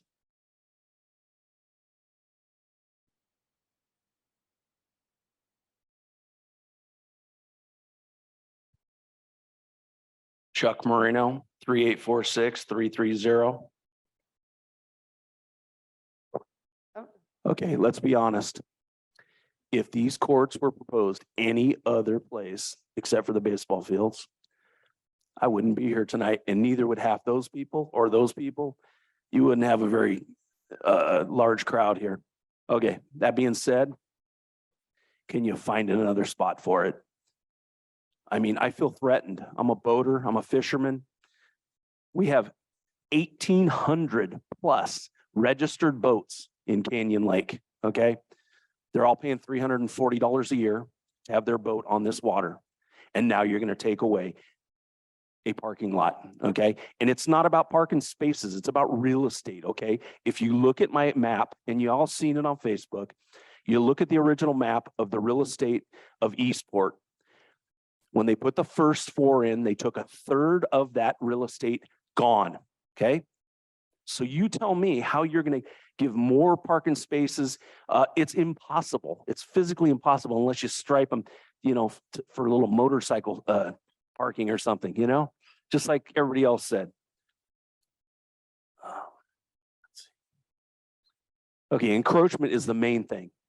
I mean, they say they're not going to take any of the parking space up. No, they're taking all that stuff up, and they're going to start parking out. We're in the boating parkers, and you know, I've taken a lot of pictures and watched how entitled these people feel.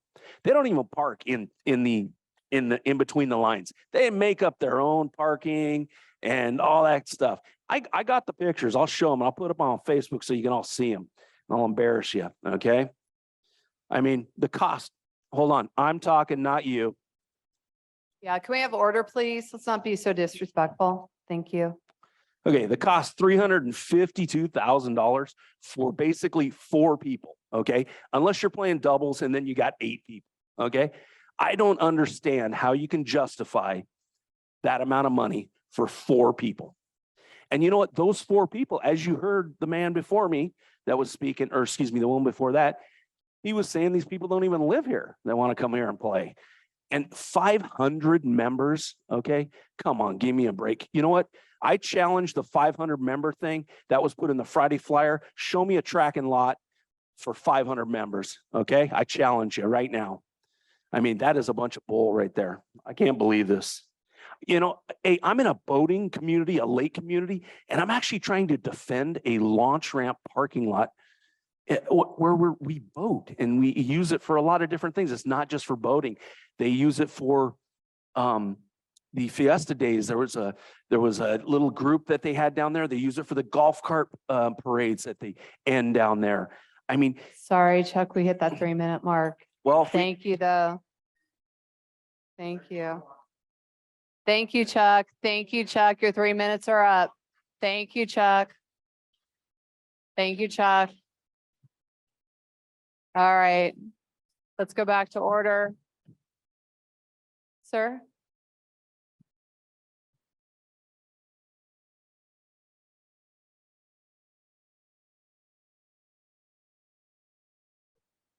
I never comment. Thank you for ending his comments.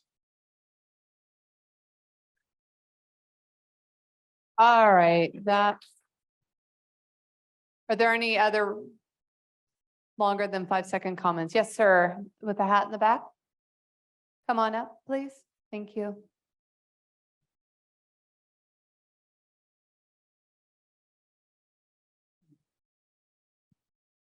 My name's Derek. I moved to Canyon Lake in 2017 and, Excuse me, Eric, can you please provide your truck and lot?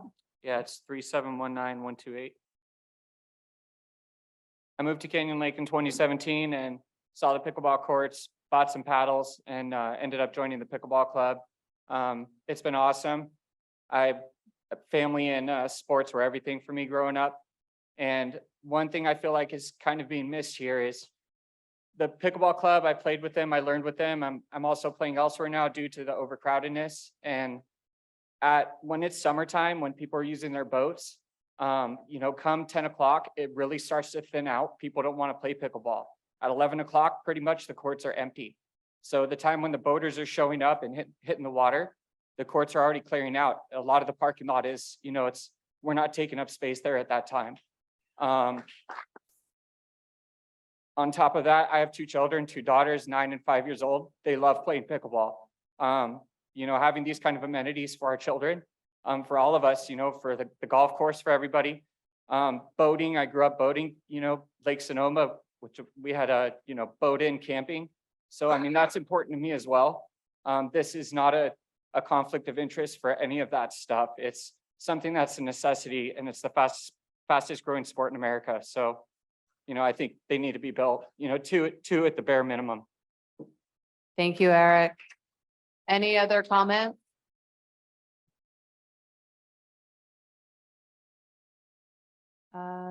Sure.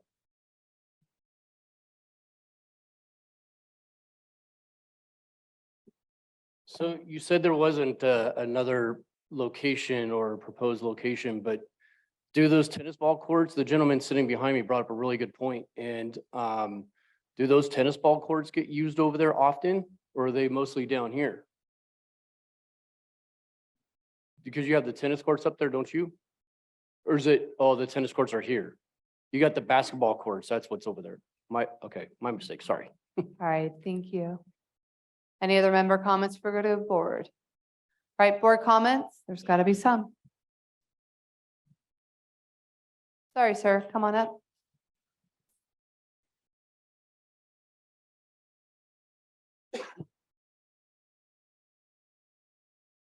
Russ Muscarella, 3846238. On behalf of the pickleball people and the club, the courts are full in the morning. We start 8:30, depending on the weather, of course. And by 11:30, it's pretty much over.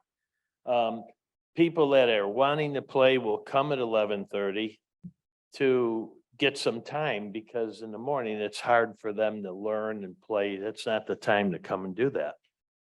But there's no doubt that everyone in this room knows it's the fastest growing sport in the country, perhaps the world.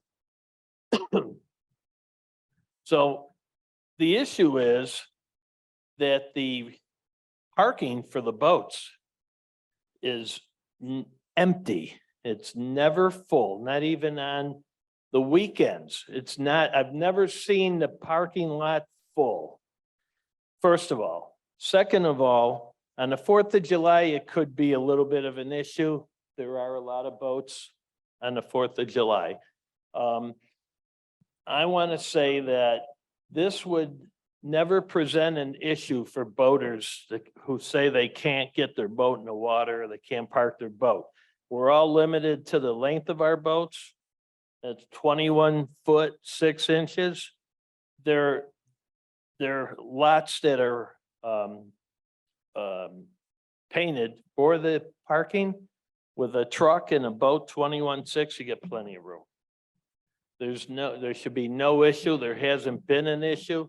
And there's a lot of people go there with a golf cart in the summertime anyway. We don't take our cars to go to the pickleball court. We take our golf cart. there's absolutely no parking issue, and it's the greatest sport. And if you go there, you'd be amazed at how many young adults are wanting to play pickleball now. It's not a retirement sport, period. I think two courts there would be awesome. They need to all stay together. We don't need 4 courts here and 2 on the other end of the complex. So it's all laid out. It's pretty clean deal. It's a beautiful, beautiful thing for this community. Thank you. Thank you, Russ. All right, one more scan. Yes, sir? Yes, sorry. I don't know your name, but yes, with the glasses. You.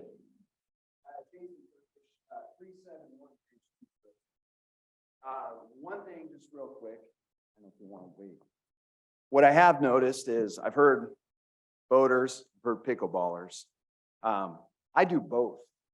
I have my boat right down here in the marina, but before I waited 2.5 years to finally get a spot, I used to put it in at the Eastport. 20-foot pontoon boat with a big wide trailer in my truck. I haven't had a problem at all fitting in there. And just to collaborate what Russ said, we go down there every morning, especially right now. There's not a boat or a trailer out there. When is that one time that it is full? July 4th. Again, going back, most people, I did it last year. I played pickleball in the morning. I was out of there by 9:30 because we're heading out to the water. I wasn't taking up a space over there. So I think I hear both sides. I do both. This is the fastest growing sport. There is a problem with how many people are standing around in the morning. There isn't a problem every day with how many boats are trying to get into the water and park. Myself, I'm a year away from going to senior pro. I want to get my games in. I want to be able to practice. If I can't do it, I'm going to go somewhere else too. Now, boaters might say, fine, go somewhere else. But I enjoy the people in my community that I play pickleball with, and I enjoy the people in my community that I boat with. Why can't I have both? I think we can. Thank you. Final scan. All right. I think we're done. Yeah. Come on up though, so everyone can hear you on the microphone and on Zoom. But what I do want to say is everything I've heard from the pickleball side is they're playing 2 or 3 hours in the morning. That's what you've heard probably 4 or 5 people saying. So we're spending damn near close to $500,000 for 2 or 3 hours in the morning for these courts. I mean, that's what I heard them say. Whether that's true or not, I don't know. I don't personally play pickleball. And it's not the length of the truck and the trailer. It's the width. It's the width. And everybody knows it. If you guys have boats and you parked it, I don't need to tell you that. You guys know that what I'm saying is the truth. That's all I wanted to say. It's with that. Thank you very much for your time. Thank you. Come on up to the mic since there's people on Zoom.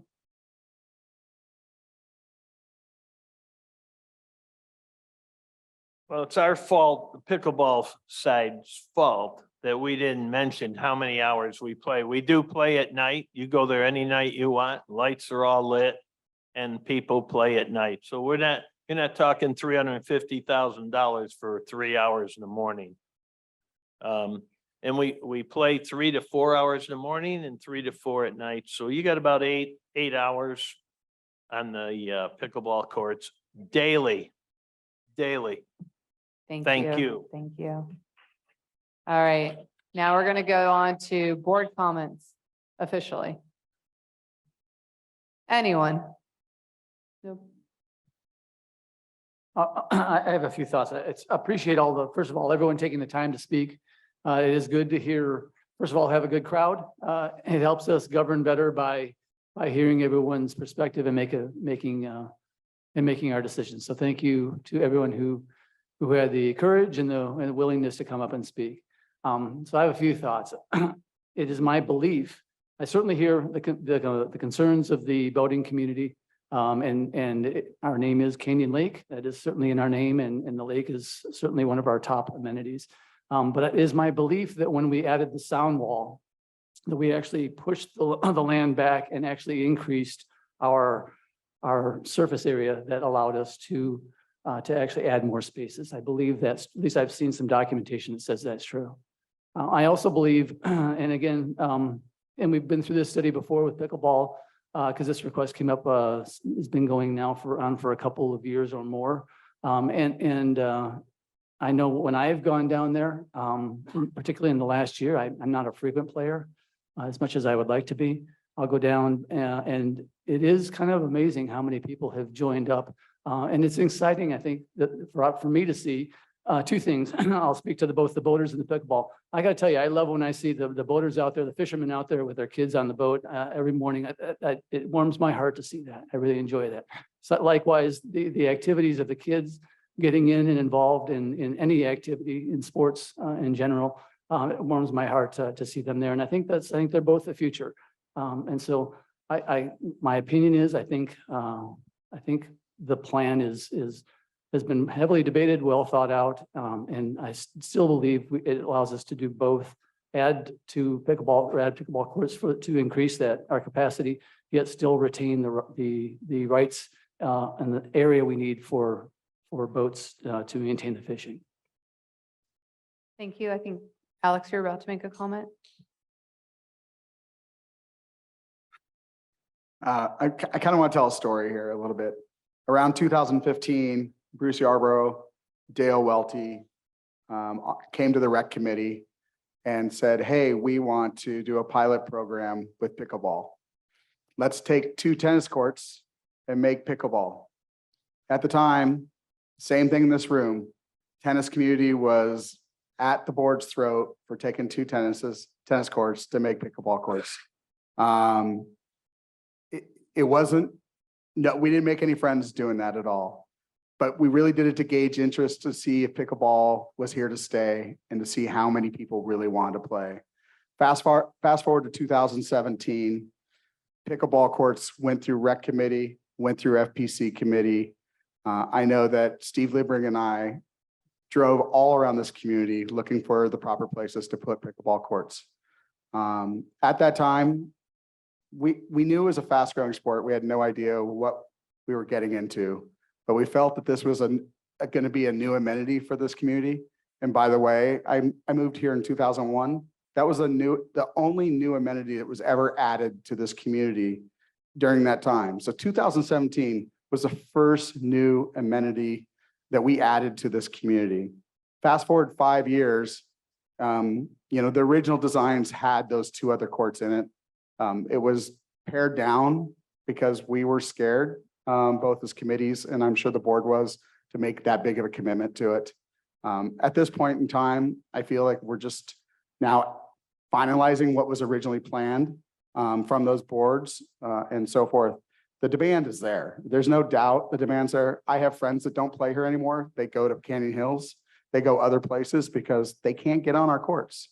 And that's not the right thing to tell our community. There are people paying POA fees. So it's just kind of a little story I want to tell you, to give you a little background. I know there's a lot of new people in the community, but this is a fast growing sport. We did look at other places for the original courts, a lot of other places, including where Vacation Park is, including Galt Field. We explored everywhere. And so we took the flattest, easiest, most cost-effective spot at the time to build those courts. We are only taking, I believe, 11 golf cart spots away to build these 2 courts, and that's it. Thank you. Thank you. Any other comments? Before I go to mine? Nope. All right, I'm going to go ahead and just address the financial aspect of it, since Tiffany, I believe it was Tiffany who brought that up. So just to let you know, we have one of our funds, it's a capital improvement fund. This is not from repair and replacement, since it's new portion for the refinishing or resurfacing of the 4 other pickleball courts. That's repair and replacement. So this will be coming out of capital improvement, a separate fund.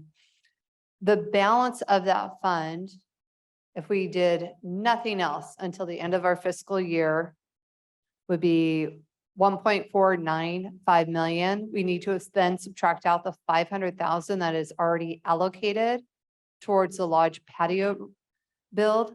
And that leaves us right now with a balance of 995,000. So if we subtract out, and I'm just going to round it up to 400,000 to make my math very easy tonight. We're at 595,000 in the capital improvement fund. If this board so chooses to approve another 500,000, which is less than last year. Last year it was $1 million contribution, dropping it down to 500,000. So we're leaving a hefty balance, and there's not too many projects on the horizon. That's still going to leave the new board coming in with close to $1.1 million for any other capital improvement projects that they see fit on a go forward. I am thrilled about the cameras that'll be installed, and also the swiping. That's something that we talked about last year too. So I'm so glad that we're now able to do it. There were a lot of other hurdles that had to be jumped before they can go ahead and do that. So very similar to vacation park, if you're going to go into the pickleball courts, you have to have your POA card and swipe it to get in. That'll also help with vandalism, because if there's anyone, whether it's a child or young adult who wants to go in there and ride their skateboard, they're going to swipe their card to get in. And now we have the video and we know who they are. So it's going to help identify that type of vandalism or malicious mischief. So I wanted to address that on the finances. Any other board comments? All right, I'm going to go ahead and call for a vote. All in favor of approving, say aye. Aye. Any opposed? 5 in favor, motion carried.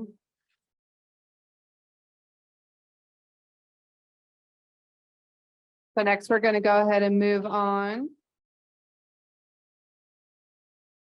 to Amanda. Oh, goodness. Rules and Regulation Review Committee member appointment.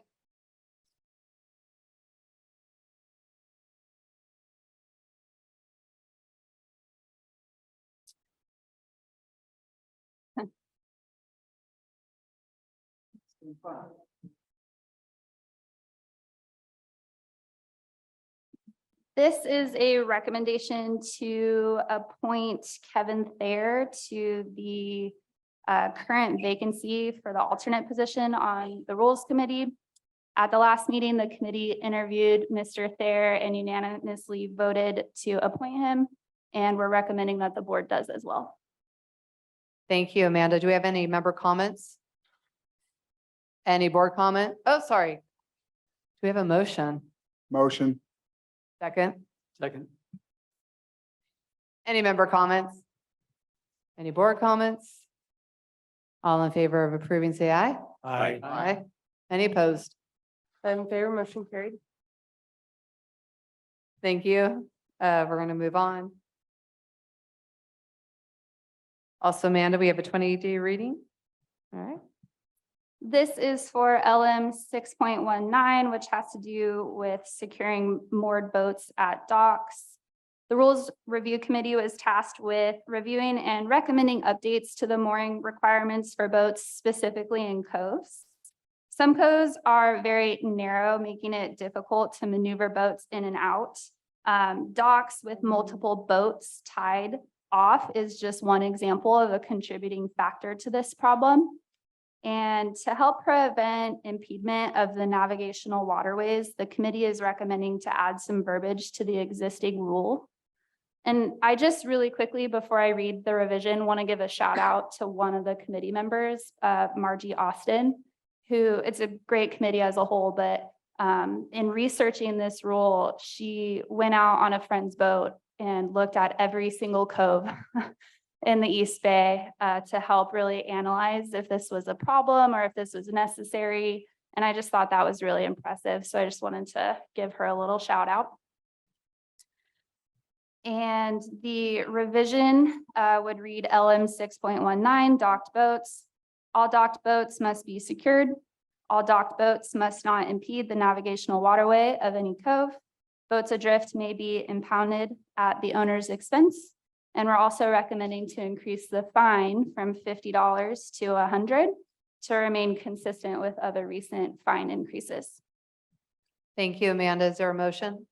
Motion. Do you have a second? Second. All right, any member comments? Board discussion? So I have a question. How do we define impeding the navigational waterway? It seems subjective. Yeah, it definitely will be. We're gonna trust the judgment of our Marine Patrol staff when they respond to these events or complaints. But really, I think it's pretty clear if you cannot maneuver your boat into or out of a cove because of the way someone else is tied off, it's pretty clear that you're impeding the enjoyment of other members and being able to access a cove. Okay, so it's really, if you can get a boat through there, going forward or backward? Is it? If you can I know I'm maneuver going it. forward than I am going backward. If you can maneuver it, you're not impeding safely. Yes, thank you. You're not going to be impeding that waterway. So generally, if let's say boats are kind of an average 8.5 feet wide or so, you got to have at least 9, 10 feet kind of width to get through. Is that kind of a line of judgment or more? More? Well, I agree. That's why I'm asking the question. Yeah. The committee discussed, we kind of tried to avoid putting an actual measurement on it just because every cove is different and the different sizes of docks, et cetera, et cetera. So I don't know if you could put a number on it, but like I said, we'll leave it to the judgment of our Marine Patrol. If they feel it's unsafe or inaccessible, then this fine would go into effect. I think one of the things that as the Rules Committee discussed was on holiday weekends, you see multiple boats side tied on docks, and sometimes they're in these narrow coves, and it does impede people getting in and out. And I think that was the number one goal. It's not the number one goal, people that always every day park their boats or anything like that. But it was really to look at options there. I mean, as the committee was going through it, obviously, most people that can drive boats forward go through the tunnel. So we know that, that we have some pretty good boat drivers. Obviously, they don't back up through the tunnel, so backing up's a different situation for sure, but they need to be able to get out of their coves. They need to be able to get turned around in their coves. And so the idea is to kind of have this open language so that the Marine Patrol can act on it and not get out there with a tape measure. Thank you. Any other board comments or questions? All right, I'm going to go ahead and call for a vote. All in favor, say aye. Aye. Any opposed? I'm in favor, motion carried. Amanda, you're up. This is a 28-day reading to revise Rule GR 5.6 D.1, proof of insurance required for golf carts. Last fiscal year, the association moved to permanent golf cart decals, which has been very convenient. Prior to permanent registration, members were required to visit our member services office annually, provide updated documentation, and they'd receive a new decal. Now that the decals are permanent, members should still provide current proof of insurance to maintain that registration. Staff wants to match the current insurance requirement that has been in place for years and years for boats, which would result in a fine added to the member's account if they allow their policy to lapse or cancel or don't provide us the current policy on an annual basis. And of course, members would be notified prior to this fine being added to their account, just like it is currently for boats. Otherwise, we really have no incentive for members to keep that insurance up to date with our office. So the revised rule would read that a valid certificate of liability coverage must be submitted at the time of registration, which identifies the registering member as the policyholder. If the policy becomes canceled or expires, the member shall provide the POA proof of valid insurance prior to a lapse in coverage. Failure to comply may result in a fine, and the fine is $100, just like it is for boat registration. And we're recommending that the board approve this rule. Thank you, Amanda. Do I hear a motion? Motion. Is there a second? Second. Any member comments? We have one.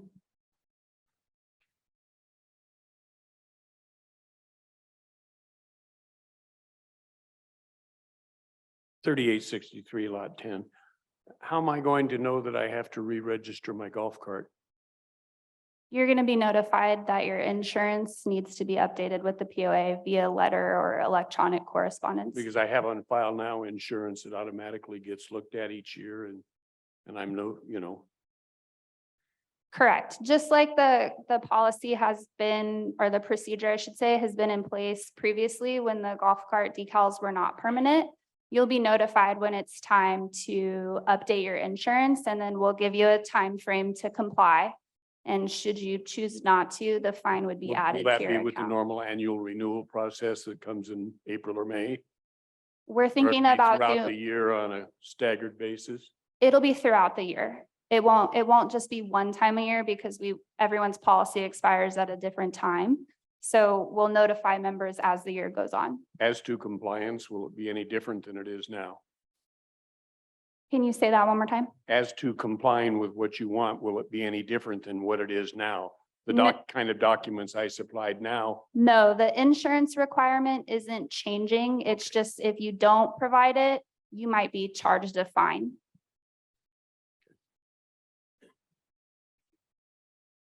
Any other member comments? All right, we're going to move to the board. Oh, Greg?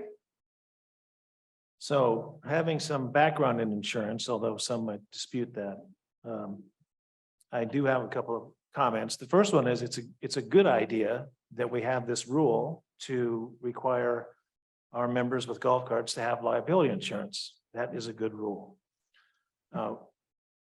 What is a little bit troubling is that I did some research on the cost of liability insurance for a golf cart for an annual period, and including looking at my own policy.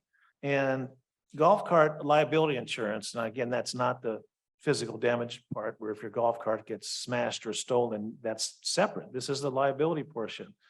And the average annual cost for liability insurance for a golf cart is between $75 and $150. So what disturbs me a little bit is that if the fine is $100 and it's imposed on somebody, that actually can exceed the annual premium they're paying for their insurance. Therefore, I think it might be a little bit excessive. So I would like to amend the motion to reduce the fine to $50. Can I make a comment? My only thought on that is just to bring up again the IDR policy that the association has, which is basically when we assess properties with a balance over $100 on a quarterly basis.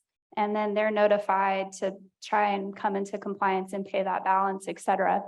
What we see when we have fines of $100 or less is that will not trigger the IDR process. So we could essentially fine someone $50 for not having an insurance policy, and they might say, oh, I don't want to pay that. And they can go a long time should they not accrue any other balance. And then again, we really have no other incentive of having them show us that current policy. So that's just my only thought. And another reason why we have it at the 100. I have some questions, and that is, right now, we renew it, is it when your policy is due or on April 1st? When do you have to do the renewal for your insurance? It runs per the fiscal year. So Okay, May 1st. so let me give you an example, and I'll give you my personal case in this. And that is, I went in on April 1st and showed him my policy, and it was all good. But my policy renews in July. And so I went, so I got a notice saying, oh, hey, give us your renewed one. And I went back in, and I actually had to make 3 different trips into the POA to do it because the amount of information that was on the policy and making sure it said that there's indemnification, it has the joint comment of the POA and other things. My only question is, if that happens and we could do it, and if you don't do it when the member's policy is up, if you do it based on the fiscal year, we run into a risk where people can get kind of caught in between on that. And so that concerns me. I also believe that the $100 fine is excessive in this case, because I think this it could be, not that they're not wanting to renew their insurance. I think most people are going to renew it. I think they just get in caught. And one of the questions I've got is, could we include a 1 month grace period like we do for automobiles, your state registration? I know, can you have a 1 month grace period after it ends or something like that? So I think there's some things I'd like to see to be more comfortable with this policy as well. Yeah, I have some information, I think might clear that up. First, I think you might be thinking of your boat insurance because we currently just require a current policy for golf carts. We don't require to be listed as additional insured. We don't even have a minimum amount. And I do agree with you, boat insurance can be very frustrating, so I apologize. But it's necessary. So I think you pointed out exactly the problem we ran into with the prior system. It ran per the fiscal year, and we pretty much had to wait the whole year before we contacted a member and asked them to update their documentation. One of the benefits of having a permanent decal is now we can track this on a monthly or maybe bi-monthly basis and have this documentation submitted to us more frequently. So we're really trying to eliminate that gap. And also internally, we do provide a grace period. If this fine does go onto your account and you submit your current policy to us within 1 year, we'll waive it for you. So it's a pretty generous grace period, in my opinion. Hopefully that clears that up a little bit. Yeah, thanks, Amanda. And you are right. I am confusing it with my boat policy. So yeah, thanks for that. We don't require the additional indemnification on golf carts. So thanks. Any other So questions? is this a program we have or something that's going to be doing this? Or are we sitting here paying our staff person to look at each month's things to do this and track this? It's gonna mimic the current procedure we already have in place for monitoring boat insurance. So it's really not gonna require that much additional staff time. It's really minimal impact to the member services department. And like I said, we're even considering doing this maybe bi-monthly. So it's not every 30 days we're having someone dedicated to monitoring this. We're really trying to just streamline it as much as possible internally. No? Was there a motion I to appreciate all amend? the comments and thank you because you have shifted my thinking in that, but I still believe I would like to see, even with given the comment on the IDR, I still think it should be a $50 fine, not a $100 fine as Greg suggested. So I'd agree with you. I'd second the amendment recommendation. So we have a first and a second then to amend the rule to lower the fine to $50. No, hold on. I know, but hold on for a moment. I just want to make sure and I have this clear. Is that correct? Right. Okay. You were about to say something? Okay. So yes, welcome.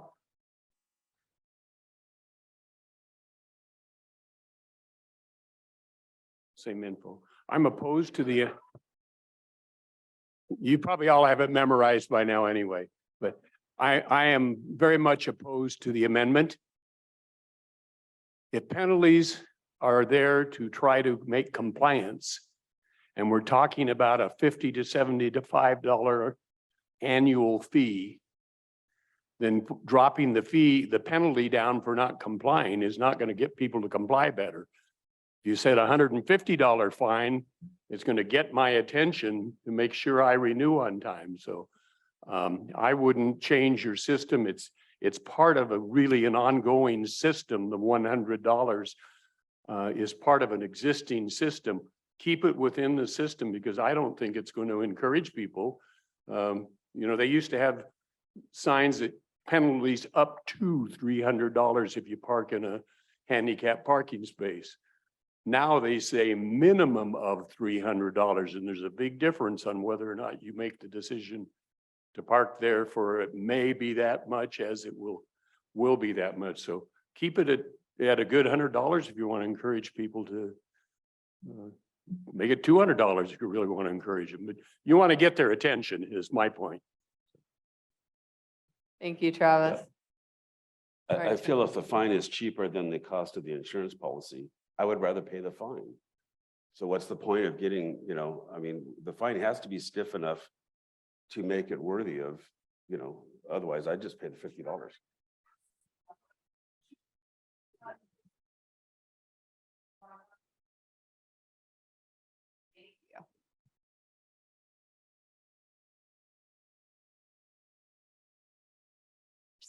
Sandy Gear, 3716-341. I'm an insurance agent with Farmers in the town center. I ride a lot of golf carts. I ride a lot of boats. My question is, why is there a requirement of 300,000 for a boat policy and there's nothing for a golf cart? We have so many underage drivers, intoxicated drivers. I see it all the time. Trying to insure your assets that we all have, you want to minimize, you want to make sure that your insurance is covering your at least 300,000. I mean, if you have it for your boat, why don't we have a minimum requirement for the golf cart? And why don't we have the additional insured endorsement on the golf cart? We used to, and then they took it away. So what's the reasoning behind that? We can't answer that now, but those are all great questions that we can certainly discuss at a later time. Side note, I have uninsured motorist on my golf cart. I Absolutely. think everyone should have that. It's medical twice as coverage. much as your regular premium, but it's smart to do in this, just in case. So, but thank you for bringing those topics up. That's something we should look into. Thank you, Sandy. So a lot of great comments. I really appreciate all the discussion, Travis and Sandy and so forth. I'd like to make a motion to table this for a month to add some of the requests that, some of the considerations that have been discussed to add that to this as we go forward. Second.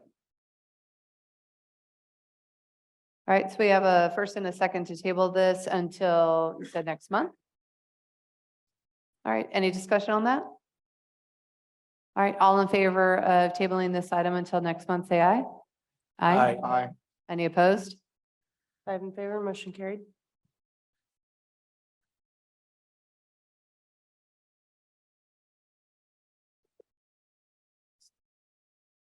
There's some great points brought up. All right, we're gonna go to, Lynn, are you speaking on behalf of Carrie for the next one? All right. Yes, Lynn. ma'am. Yes, so last month we had put this item to the board and it was tabled for the board to review the packets for the clubs that were requesting to be re-sanctioned. So briefly, the POA has received several requests from the Canyon Lake Club seeking approval for the next 3-year period. As required per the sanction club policy, the clubs submit the attached below the listed items.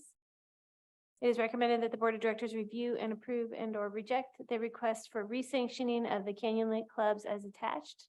Approval is contingent upon confirmation of club's membership roster verification. The sanctioned club renewal is for a period of 3 years from 2023 to 2025. Thank you. All right, thank you. Is there a motion? Greg? Motion. I have a motion, but I want to explain it first. Every 3 years, for those of you that don't know, the clubs have to go through the sanctioning process, which is essentially a lot of paperwork and commitment on certain items. And of course, now there are 40 or so clubs up tonight, and it would be possible for us to approve sanctioning all of them right here and now. But in looking through the paperwork that's been submitted, 3 of the clubs have not crossed all their Ts and dotted their Is. So it's only appropriate that my motion would be to, and let me just name the clubs so there's no mystery. It's the Family Golf Club, the Roadrunners Club, and the Triathlon and Fitness Clubs.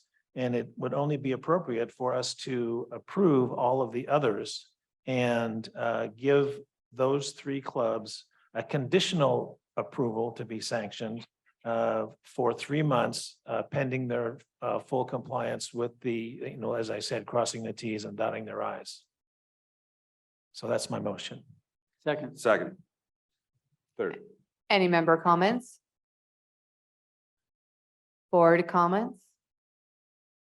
I'm gonna, You're shaking your head no, yeah, okay. So I went through, first I want to thank our activities department. The amount of paperwork for this was enormous. They put it in Dropbox. One of the files was over 1,000 pages that I went through. The second file had a little bit over 200 pages to go through. So thank you to our activities department for creating this worksheet for us as well. And then thank you to all the clubs for all their hard work in getting that information back to us. It's important. I think it's important that we went over through this thoroughly. So I appreciate the board's help in all of that. And I think Bill had a comment. Yeah, just to let you know, for those who aren't familiar with the process, to be sanctioned, you have to have at least 20 members that are resident, plus you have to have 75% members that are within the community or residents of the community. And you have to give back to Canyon Lake. That's one of the requirements of all of our clubs is that you get some benefits by being a club by using some of our amenities at no cost, but in turn, we want you to give back to the community. And so I think that was part of the thing that was kind of the most interesting is to see how our different clubs are contributing to the community. And that's a real significant thing that I know that all the board members believe we should continue to reinforce because it's all about giving back. So again, also like to thank Tiffany and the whole activities group because it was Herculean that they did to create all this. All right, any other member comments? All right, so I'm going to go ahead and all those in favor of approving, as Greg stated, say aye. Aye. Aye. Aye. Any opposed? 5 in favor, motion carried. All right, with that, it's 8:15. We're going to call for a 10-minute recess. And then or maybe a 5-minute recess. We'll go with the 10-minute recess and then we'll be back. Thank you. All right, thank you everyone for your patience. We're going to go ahead and move on. Gentlemen. I think there's still cookies out there just in case afterwards. Not for now. All right, we're going to move on to Lynn again. Oh. She stepped out. She's going to be right back. Oh, she's bringing more waters. Lynn does everything. She really does.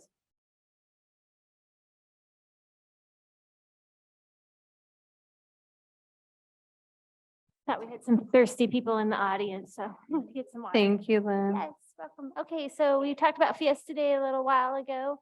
And one of the action items that we have to do annually is approve the variance for Fiesta Hopper. Now we call it Fiesta Day. And I wanted to add a comment that I didn't mention earlier because Travis had asked me about this. We actually have a Fiesta Day policy and a lot of things governing how we operate Fiesta Day that I neglected to mention earlier. So anyhow. So annually, the association, along with the activities department, hosts Fiesta Day, Fiesta Hopper, still getting used to that name, in Canyon Lake. The event is held at the lodge and other designated parks. In addition to the activities at the lodge, complex, and other designated parks, there are ski shows, a parade throughout the section of the community. Staff is seeking approval for the resolution on variances for the 2023 Fiesta Hopper event on May 27, 2023. So attached, you'll see an action item is a list of variances that we're requesting. The reason that we're doing this is because we're asking for exception to host these activities. Thank you. Thank you. Do I have a motion? Motion. Is there a second? Second. Any member comments? All right, any board comments? All right, all in favor of approving the variances, say aye. Aye. Aye. Any opposed? 5 in favor, motion carried. Thank you. So now we're going to move to 8.10. I'd actually like to make a motion just for the order that we move that to the end after 8.12. Because it makes sense to start with the operating budget, then go to reserves, and then to approve as a whole. Do I have a second to move it? Second. All in favor of moving the order? Aye. Aye. Aye. Aye. All right. Five No, in any favor? opposed? Motion carried. So 8.11, operating budget and fee schedule. The operating budget for fiscal year 23-24 has been presented for approval to the board. The proposed operating budget and fee schedule has been reviewed and recommended by management, the finance committee, and board members in the previous open session. It is recommended the board of directors approve the attached operating budget as part of the annual budget for the fiscal year beginning May 1st, 2023. Thank you. Do I have a motion to approve the operating budget? Motion approved. Do I have a second? Second. All right, any member comments on the operating budget? We have one.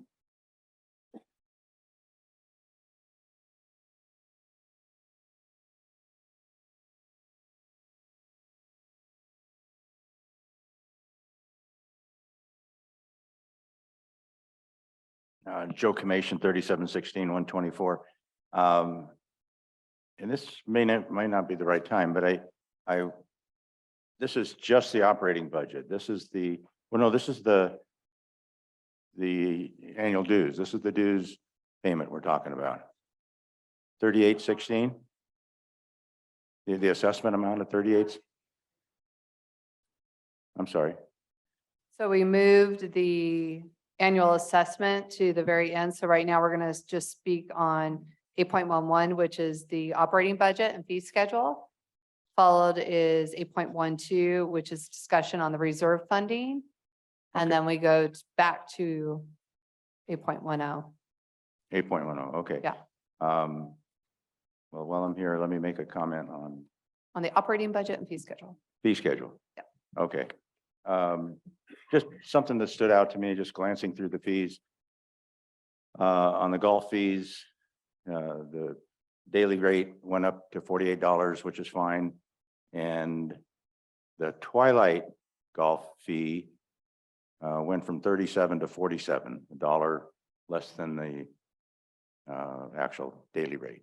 So that, I'm sure that's a typo, something we might want to fix before we vote for it. Thank you. It was my understanding that the rates were up, what, 4%, if I recall correctly? I'm sorry. I think if I recall correctly, I think the golf rates were being increased by 4%, if I remember correctly. They went up to $48 from 43. So more than 10%. But that I'm not questioning that. It's just the twilight rate. If the daily rate's 48, twilight rate should be significantly lower than $1 less. So something to look at. Thank you. You're not alone. I saw that too. I'll be back. Yeah. I'll be back. Any other member comments? All right, board discussion. So I'm going to go ahead and start. I just want to absolutely make certain, because I know there was that on the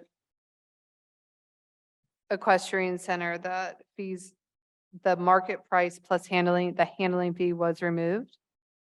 Just want to make certain. It has been removed on my version. so Perfect. Please know that on this Okay. version. Great. And then the other thing I noticed as well, because usually people play Twilight because it's a nice size discount, but $1 discount doesn't seem like much at all. So I don't know if anyone, I'm looking at Steve. Oh, he's looking at it. So I'll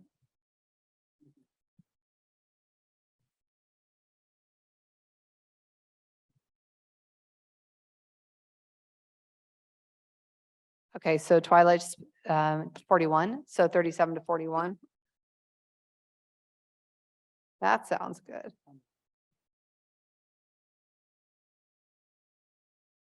Any other board comments? Nope. All right, then with that, all in favor of approving the operating budget and fee schedule, say aye. With those changes that are already in there. Aye. Aye. Any opposed? 5 in favor, motion carried.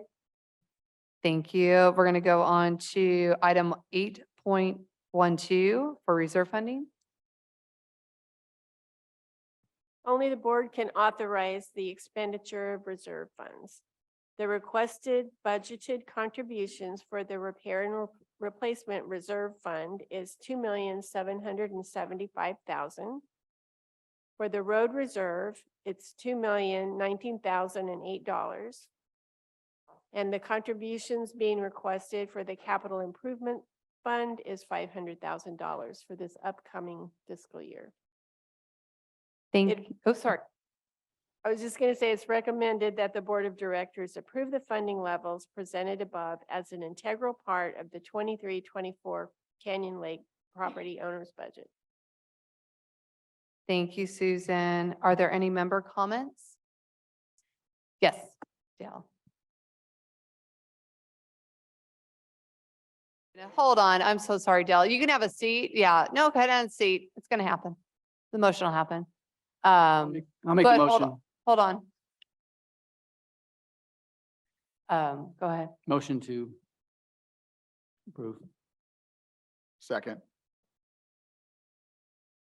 Oh, thank you. We're back. Yeah, I would just like to, the Finance Committee has been at this for a long time. There's also a Reserve Study Subcommittee.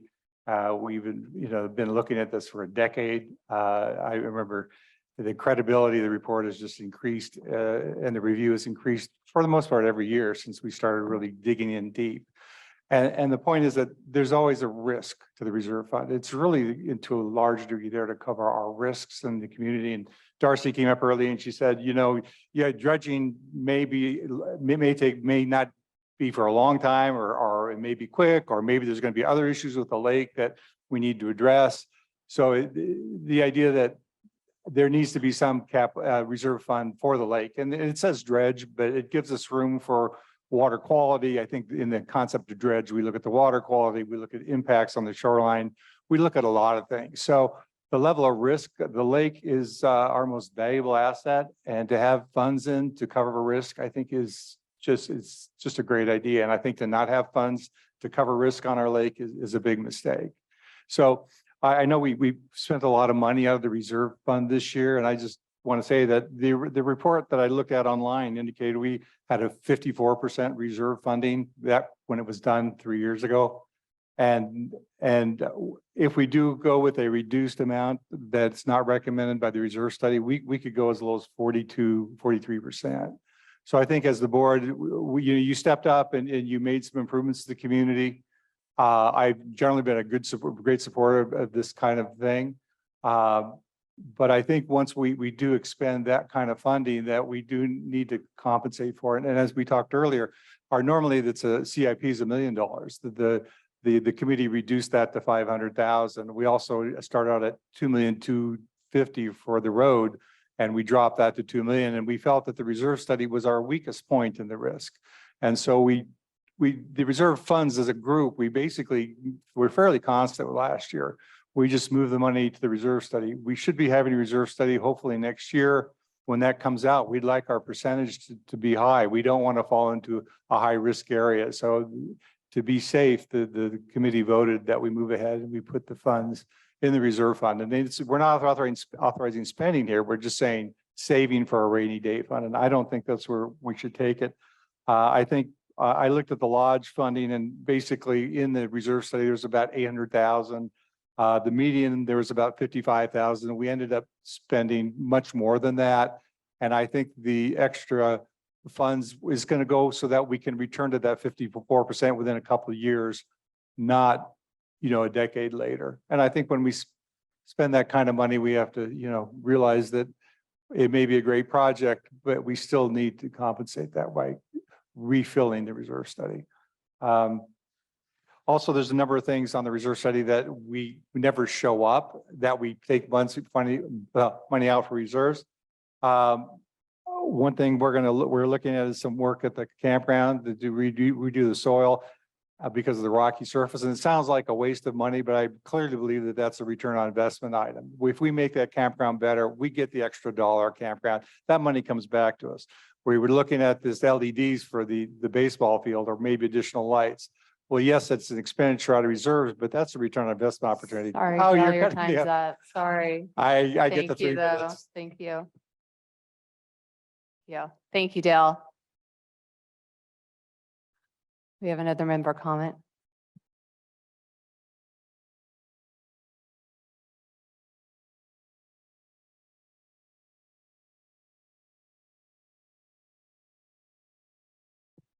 Joe Washley, 3716-433. The reason I'm commenting is because when we had our meeting 2 weeks ago to present the budget to the board, Renee, you made a comment about getting rid of the reserve, which for the dredging. That, and I don't think that that's should possibly happen. Dale just explained some of it. Darcy just explained some of it. There's going to be it somewhere along the way. It may be 2 years, it may be 3 or 4 or 5, where we get to a point we have somebody that will give us matching funds and we wouldn't have the funds in there. And eventually, now I won't be alive, and most of us here in the room probably won't be here. But eventually, if we don't do something, the people on the East Bay and some of the coves, their boats are going to be parked on the dirt. And that's when all hell is going to break loose, and that's not right. We have to look at the future here, and I don't think you can do that. So we asked for 2,775,000 to be put in this time. Normally, it's about 2 million, 2.1, something like that. We've spent a lot of money. I mean, we've been spending money, and Eric's done a great job of repairing things and remodeling things and all that. And if we were to put in the 2.775, we would end up with and figure all the other costs for between now and April 30th of next year of 24, we would have a fully funded percentage of 47%. If we drop to $2,000, that would drop to 42%. So there's a 5% difference in there. But I think and by doing the 2,775,000, and I don't want to get ahead of the game here on your schedule, but it's going to cost $15 a month increase, which is 5%. It's actually a little under 5% increase. And we talked about that at the meeting. Travis sat here and somebody else and said that is, considering we had 8% inflation, our operating budget's going up 7.8%. An increase. Sorry, Joe, we just hit that 3-minute mark. Do you want to finish Okay. your sentence though? I'll be back. Ha. Thank you, Joe. Any other member comments? All right, board comments. All right, I'm going to go ahead and I'm going to say something real quick on a board comment. I would like to make a motion to amend. So I want to first, my motion to amend is to change the reserve contribution to 2.1 million and then to increase the road reserve contribution to 2.5 million, keeping the capital improvement where it is currently at for 500,000. And the reasoning for that is using the Excel spreadsheet that actually Susan uses and that you guys used on it. One thing I've always worked on is a slow and steady, well, maybe not slow, but a slow and steady rate increase. And I've been working off the number of 2.75%. And I agree with you for the end, if Eric were to spend or the next board were to spend every single dime that's projected, we would land based upon the finance committee recommendation of 47%. At a 2.1, we're at 42.7. but it slowly starts to increase from there. Not taking into account dredge, leaving that in, although that I think with help from FPC and maybe even another bringing up the dredge committee or something to help how this money may or may not be spent on the lake. I don't know if it's going to be in a big chunk, but it might be something that's spread out. I've seen something from FPC where it might be 300,000 each year. So there's different things that is currently being considered by some of the committees that I've seen. So leaving that in just 6 years from now, if on that steady pace, we would have a percentage of 57.7% compared to the other recommendation by the Finance Committee, which is the higher amount of 2.775 now, and then having a steady pace of 1.5%, that would be at 57%. And I like one thing that Bill said later on or earlier on, where he's like, he doesn't like to go past 10 years. So I won't go past 10 years because who knows what's going to happen, but I'll take us to the 10th year in that analysis. In 10 years, the Finance Committee recommendation, we would be at 58.4%. And then at a steady pace of 2.75%, we would be at 65.8. So those are, and I'll give you all the numbers, but that's why I am making a motion to amend. I might add that those changes would make the assessments $315 per month. And that's an increase of 3.85%. Did you add to the? I don't agree with that, with Well, changing. let's see if there's a second. Is there a second to that motion? Member comments or board? Yeah, I disagree with changing that. We have had a finance committee of 9 members with a strong financial background. We've got a very good controller. And we have a process we've gone through, and what I'm concerned about is at the last minute, we're changing the assumptions. And I think that's potentially dangerous. If you look at our expenses versus budget, last year in FY 22, we overspent our road and reserves by $1 million. If you look at this year, we're overspending our road reserve, repair and replacement, not road reserve, repair and replacement. We're overspending it by $2 million. That's $3 million. At some point, when you continue to overspend, you've got a financial reckoning. And yes, we could increase it a little bit per year to do that. We could change the assumption on that. But the joint recommendation of our 9 financial committee members and endorsed by our controller is that we should increase that amount now, and that allows us to get back to a better reserve percentage quicker. And so I think it's more responsible to follow the recommendation of the Finance Committee and controller. Any other member comments? So I'm going to add to that. And I will go back to dredge, and I understand we're not going to be dredging the lake, but we also are not for the lake, more likely than not, spending $2.3 million in 5 years. And that has a remarkable difference on either scenario on what that percentage would be. So to ask the members to fund in at a much higher level this year to have an extra 4 percentage points, 4.4 percentage points. That's why I was looking at that scenario. The other thing too, with changing the scenario or the increases, smart property, I've been talking the 2.75 the whole time. And I think from even on a go forward, if this board chooses to go with the Finance Committee recommendation, the increase should certainly be more than 1.5. It absolutely should on a year-over-year basis, with the assumptions that we're going to have an interest rate, or excuse me, that the reserves will increase at 3%, and that we're only going to earn 0.5% every year over year. The growth is -1. So you should, from a financial planning perspective, at least net zero on that. That's why I've been using this whole time at a 2.75. Granted, it's only a 1/4 point growth, but that makes a massive difference when we come to the percentage. So I think that's important. And I understand that the Finance Committee used that 1.5, but I would encourage them to use a much higher percentage, at least 2.275 in the future.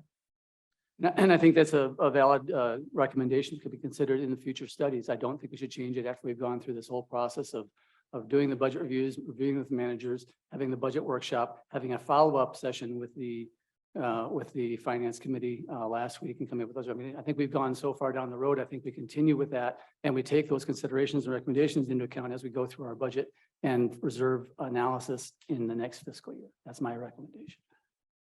Any more board comments? All right, I'm going to go ahead and call for a vote on the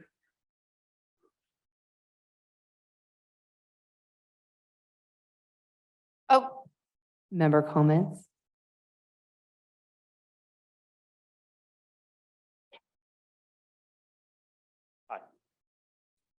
Barry Talbot, 3804-254, member of the Finance Committee here. I appreciate everything the board continues to do and try and help our community here the best they can. And I understand the desire to have a more rapid increase in the reserve accounts. But I think the Finance Committee has studied this in some considerable detail. I think they used a lot of good common sense and good judgment to come up with a recommendation. I don't think a last minute change would be appropriate. That's all I have to say. Thank you, Barry. Any other member comments? All right, any other board comments? All right, so I'm going to call for a vote on the amended motion of 2.1 going into the repair and reserve, 500,000 into capital improvement, and then 2.5 million going into road. So all in favor, say aye. Aye. Any opposed? Nay. Nay. Motion fails. 3 against. I repeat the motion to, I'll make a motion to approve the Finance Committee recommendation of putting 2.775 million in the repair and replacement reserve. Do I have a second? Second. Any more discussion by the board? I think that Renee's points are very valid. I think that that we should give direction to the Finance Committee to look at that earlier. Like, you know, as soon as they start meeting, I don't know, they probably start meeting next week to talk about next year. So I think that those are the ideas and thoughts that be going. But for myself, I got to trust the Finance Committee to they work all year on this. They spend a lot of time and I got to trust them. That's why we have committees. So. Any other member comments? All right, or board comments, excuse me. All in favor of approving as written, say aye. Aye. Aye. No, or aye. 3 in favor, 2 against, motion carries. Next, we're going to go ahead and move on to 8.10. To comply with the California Civil Code and ensure the members receive proper notification of the upcoming annual assessment, it's necessary for the Board of Directors to approve the annual assessment for next year. The Finance Committee and managers of the POA have previously approved and presented an operating and reserve fund contribution budget to the board. A final approval for the resulting combined annual assessment amount of $3,816 for the fiscal year 23-24 is now being requested. As recommended, the Board of Directors approve the annual assessment in the amount of $3,816 to be effective May 1st, 2023.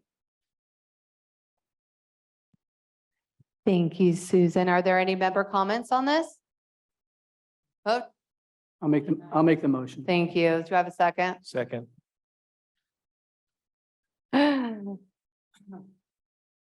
Joe makes it easy. I don't even have to ask. Thank you, Joe. First off, I'd like to thank the board for the reserves that we recommended. And like Bill said, we spent an awful lot of time working on this. On the other recommendation is it's $15 a month increase. And as I started saying before, with the inflation and everything like that, I think we we cut it down as much as we could. And at 5%. Travis mentioned at the meeting 2 weeks ago that what a reasonable thing it is. And Alex agreed with him 100%. And most of the people I have talked to, everybody I've talked to, said, hallelujah, $15 a month in this thing. I want it. So I would hope that the board will vote, because this budget is based on that particular increase of $15. Thank you very much. Thank you, Joe. Are there any other member comments? All right, board comments? I'll make, look, I don't take raising dues lightly at all. I certainly have respect for the seniors and those who are on fixed incomes, and raising those dues every year is never an easy thing to do. By the same token, we have a lot of young families who moved in here and got into their first homes and so forth. And at a time when groceries are up 25% or more, and gas has gotten better a little bit, but not natural gas. But anyway, and eggs are at the price they're at. It's a hard thing to do. And so raising dues is not ever easy. But we have to consider the fact that we're in. It's the inflation has been running last year at 8.9%. Our operating costs for the association are up 7.8%. This is basically increasing the dues about half of that. And so while it's a difficult thing to do, in my opinion, I still believe it's fiscally responsible that we're keeping it below the inflation rate and below our operating cost rate. Thank you, Bill. Any other member comments? All right, all in favor of approving the annual assessment, say aye. Aye. Aye. Any opposed? Say no. No.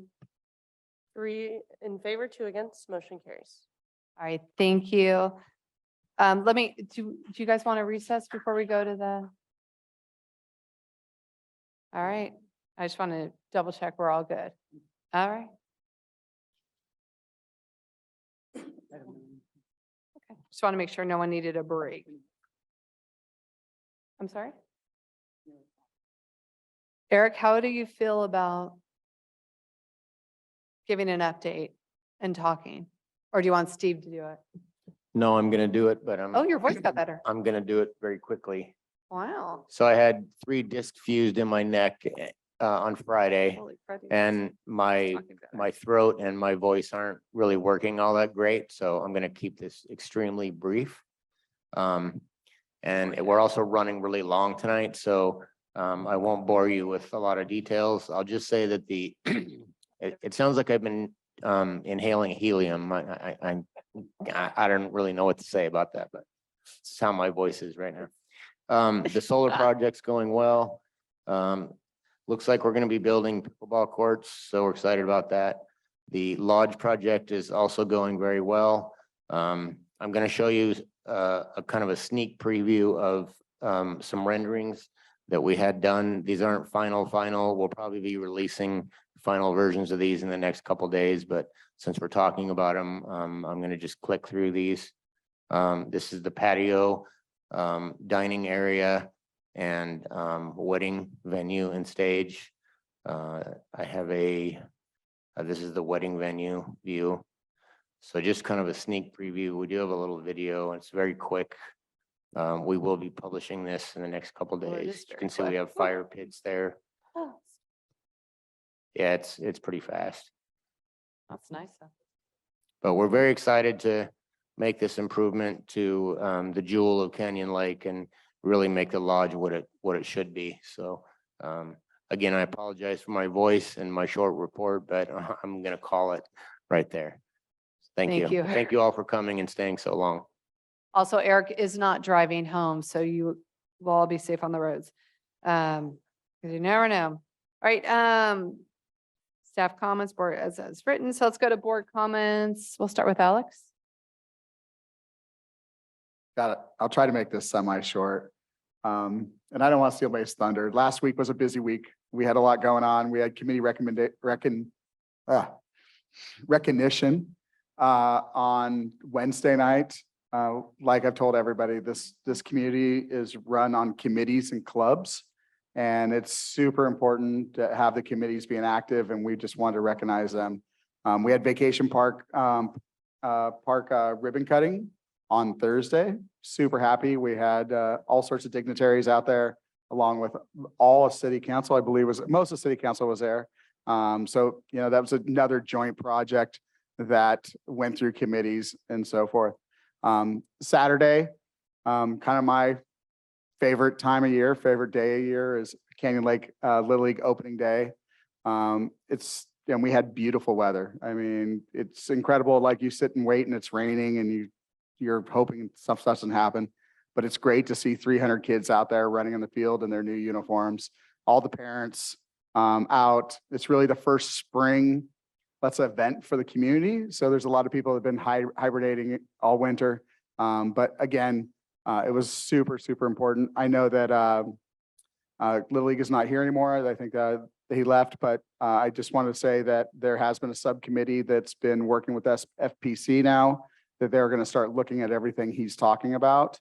It's time that we, you know, put that on our horizon and give some love to Galtfield. It is an incredible place, and at the end of the day, we need to make sure that it's taken care of for future kids. Thank you, Alex. Bill? Again, I want to thank all the people who've come. It was nice. It's always good to have other voices in here. Again, as I said, it helps us do a better job of governing. So thank you for everyone who took the time to be here and get involved. Again, it's democracy in action to have your voice, and please have your voice be made and heard, and I think it results in a better project. I also want to thank again, the finance committee and Susan, and the whole group that helps us with the financial oversight. It did really a super job through this process, and then also Lynn and the team that did the activities associated with sanctioning the clubs. I think those were kind of the two big heavy lifting things this period. And I think everyone did a great job, and we got a good result as the outcome. So I just want to say thank you. Greg?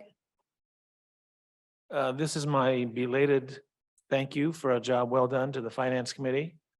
Been there, done that. I know how hard that is. And from my perspective, I think that the process that you generated this year was the best ever, the most thorough, and it was rewarded tonight by approval of your work. So congratulations and thank you again. Actually, people ask me almost every day, how are you enjoying being on the board after about 9 months or so? And the answer that I give them is that then they also usually add, well, you know, it's got to be tough. You guys take so much stuff and you know, how do you put up with it? And my answer is that while at the beginning it was tough because I hadn't had much experience doing this, I was relying on my common sense to get me through, and to some extent I'm still doing that, but I'm learning a lot. But I can tell you that in spite of the fact that there is some rough edges to this job, it's now turned out to be, for me, very rewarding. And in fact, I'm finding that as I get more and more involved in projects and initiatives and discussions and committees, that I'm busier than I've ever been doing this job, which is also satisfying. I guess it keeps me out of trouble, and that's a byproduct. But I just want to pass on that thought, because it is a rewarding job, and I hope some of you someday, and I know some of you are running, but consider this. It's not all being dragged through the mud. So thank you. Tim? Well, Alex and Greg and Bill have pretty much said most everything I wanted to say already anyway. But I am really looking forward to the garden club, and it's pretty exciting that we're getting this off the ground. I think it's gonna be a really fun project, and can't leave ACC out. I love these guys. They work hard every week. So thank you. All right. The other thing I'd like to encourage everyone to subscribe to our newsletter. There are some people, actually, there's quite a few people that are involved in committees. Everything that's happening in Canyon Lake is, almost everything at least, is in the newsletters. Follow us on Facebook, Instagram. There's a lot of fun events going on.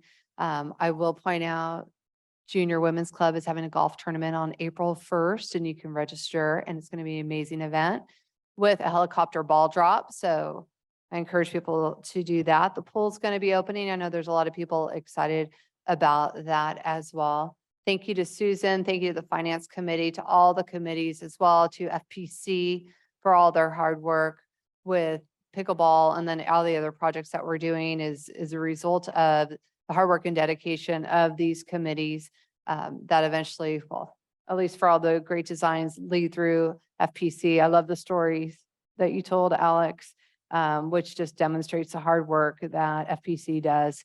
And then thank you, Eric, for being here, regardless of your funny voice, but it's kind of ridiculous that you're here after surgery. Kind of insane, but thank you. With that, I'm going to go ahead and close this meeting. We do have some additional reviews. Do we need a break before that? Okay. Okay, so do I have we'll do a 5-minute break. Do I have a motion? Motion. To end the meeting. End the meeting.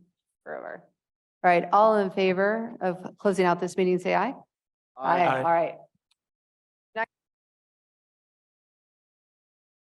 We're going to start with our ACC appeals.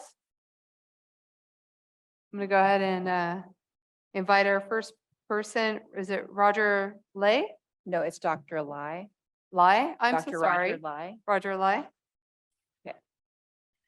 Okay, so for our first appeal, Dr. Roger Lai is appealing the ACC denial for a dock, ramp, canopy, and existing boat lift.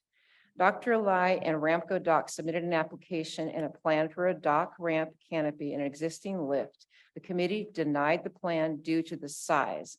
The dock length is too long and stated that the dock mounts need to be to the west side of the stairs, the same as the existing dock.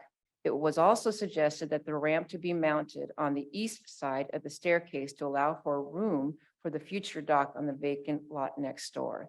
There has been some talk from the committee because the committee did go back out there and they did state that they understood the reasons why Mr. Lai did not want to have the dock to the left side of where the staircase is because there's some trees, existing trees there right now. So that's no longer going to be a point of concern.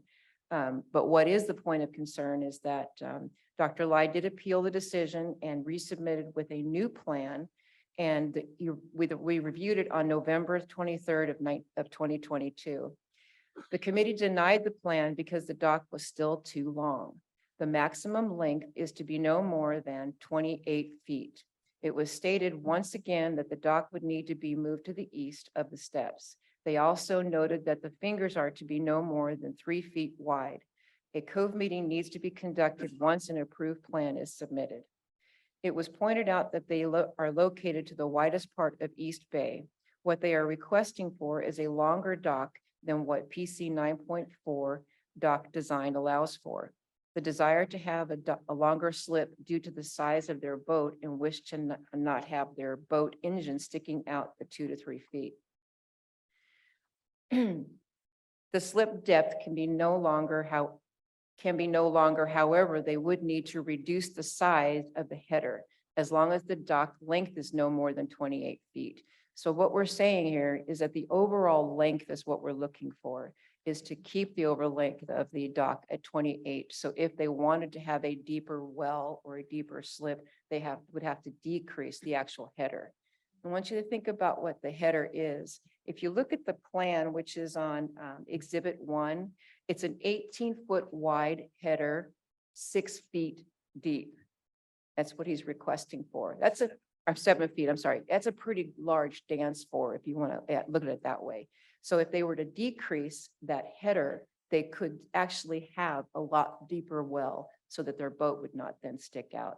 So the committee is requesting that we maintain with the actual, the PC 9.4 dock design and to remain for that. And then so what the actual request would be, make sure I get this right, that the staff recommends that the board of directors uphold the ACC committee decision and deny the members' appeal for a larger dock, and that he would resubmit with what the recommendations were. But at this point in time, I'm going to go ahead and give Dr. Elia an opportunity to state his appeals. Hi. Well, good evening. So I've been a member of the Canadian community for 10 years. Enjoy every minute of it and have a lot of fond memories. And so far, just only great experience. So we bought our home, lakefront home on Continental. It's about halfway into the East Bay. We have a boat dock that's existing with the purchase. And I guess our family is blessed to have 4 generations. I have 2 kids that's 9 and 10 years old. We also have a 92-year-old grandmom. And we have some elderly aunts that come visit. So throughout the year, I have renovated and upkeep the dock as much as I could. I think it's to a point, it's just probably 30 years old. It just need to be replaced. So I got experts to come out and help us. And with our existing dock, the fingers are 4 feet wide, and it's 22 feet long. So the boat, when the motor is propped up, it does stick out a little bit, even though the finger is 22 feet. So that's why the only difference to our existing dock with the new design was to have 2 extra feet longer. Our header right now is 6.5, close to 7 feet. So we're not really changing much there. And it's all the fingers are 4 feet wide and 22 feet long. So I being a fisherman myself, I've seen people paddleboard through, kayak through, fishing through my dock. So I know with the motor blade sticking out a little bit, I thought it's safer to have a bigger dock. And my goal is really to improve and have a safer dock. And I really do look forward to retire in the community and fishing and golfing here. So I want to build something that I could live when I retire, I could use. And right now, as it is, with relative and family going down to the dock, I get very nervous and anxious because how narrow the fingers are. And with the family, I'm just worried. So when we submitted the application the first time, the only request was that the finger was too long. And it should be 22, not 24. And then it should move to the east side, which we comply and we conceded. We submitted a new drawing, and that's the ramp going all the way to the left of the dock as far back as possibly could. So this new dock, even though it's 2 feet longer than the existing one, it actually gives the vacant lot, the neighbor, a little more room if they were to build something in the future. So that's only 2 feet longer is the only thing we designed that's different than the existing dock. We didn't do anything more. And my purpose is building something that's safe and add value to the community and aesthetic to the community. So I picked the better contractor, more expensive, but I have more confidence, and that's what they recommended. So that's my point. I just want something safe and something that could last and something that community could see that's better value. I'm not really trying to violate any kind of guidelines in the rules. I'm not sure if it's guideline or rules or mandates, but that's the purpose of my design and my intention. Thank you. Thank you so much. Are there any questions from the board? For either ACC or for Dr. Lai? So as a point of clarification, the 2 vacant properties to the west, are those are vacant or planning, are they been purchased and they're planning new docks, or you're just reserving the space, or can you give us a little more education on that? Go to Exhibit 4, Lynn. Yeah. Exhibit 4 will show you an overview.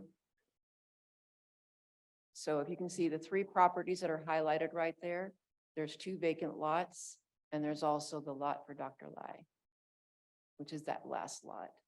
So I'm not sure if that answers your question. Correct. Okay. So there would need to be 2 docks there. So we have a problem also on the vacant lot exactly to the west side of their property. There's a street drain, unfortunately. So the problem with the street drain is that you can't have the water coming out and going straight at somebody's dock. So we're actually gonna, I hope in the future, when the 2 vacant lots request a dock, that it'll be a W dock. We've got to keep it tight, and it'll have to go further over to the west to be away. Yes. Yes. As you can So, see, yeah, and I like to say that really the only thing we're talking about is for this thing is that we're asking him to reduce the header. I think the committee, with the justification that he wants, that he has an elderly person that would like to be able to get in and out the boat, 4-foot wide finger is not so bad. The one thing you're gonna find, I assume you have a wooden dock now. I think we went down and, well, yeah, we did go down and it's wooden dock. Wooden dock is extremely flexible. These new aluminum docks are like a rock. And when you walk on them, they're very steady. I actually have a dock which has only 18-inch wide fingers. So it's very solid, but for an elderly person, I think is good justification. This is the first time that we've talked or heard you explaining what exactly you want, but we're kind of keeping the length down because of the restriction or because of the fact that it's just becoming a problem with people requesting longer and longer docks. So we want to keep it down to about 28 feet. So we're asking you actually to make a 4-foot header. I think when you went to my dock, I have a ski boat on the lift. I also have an aluminum skiff that I love fishing on. I drag it up to the header. Oh, I see. And it's so tight as it is. And my current header is 6.5 feet. So How big is your fishing boat? that one is probably 15 feet, but it's 15 footer. about, I want to say 4 feet wide, but Okay. so. How If about putting if a I side drag platform? the aluminum skip on that header, Okay. there's no place to walk, so. I didn't know if you wanted the longer slip because of the sun affecting the shade. If your dock cover is will normally go across the whole dock, and so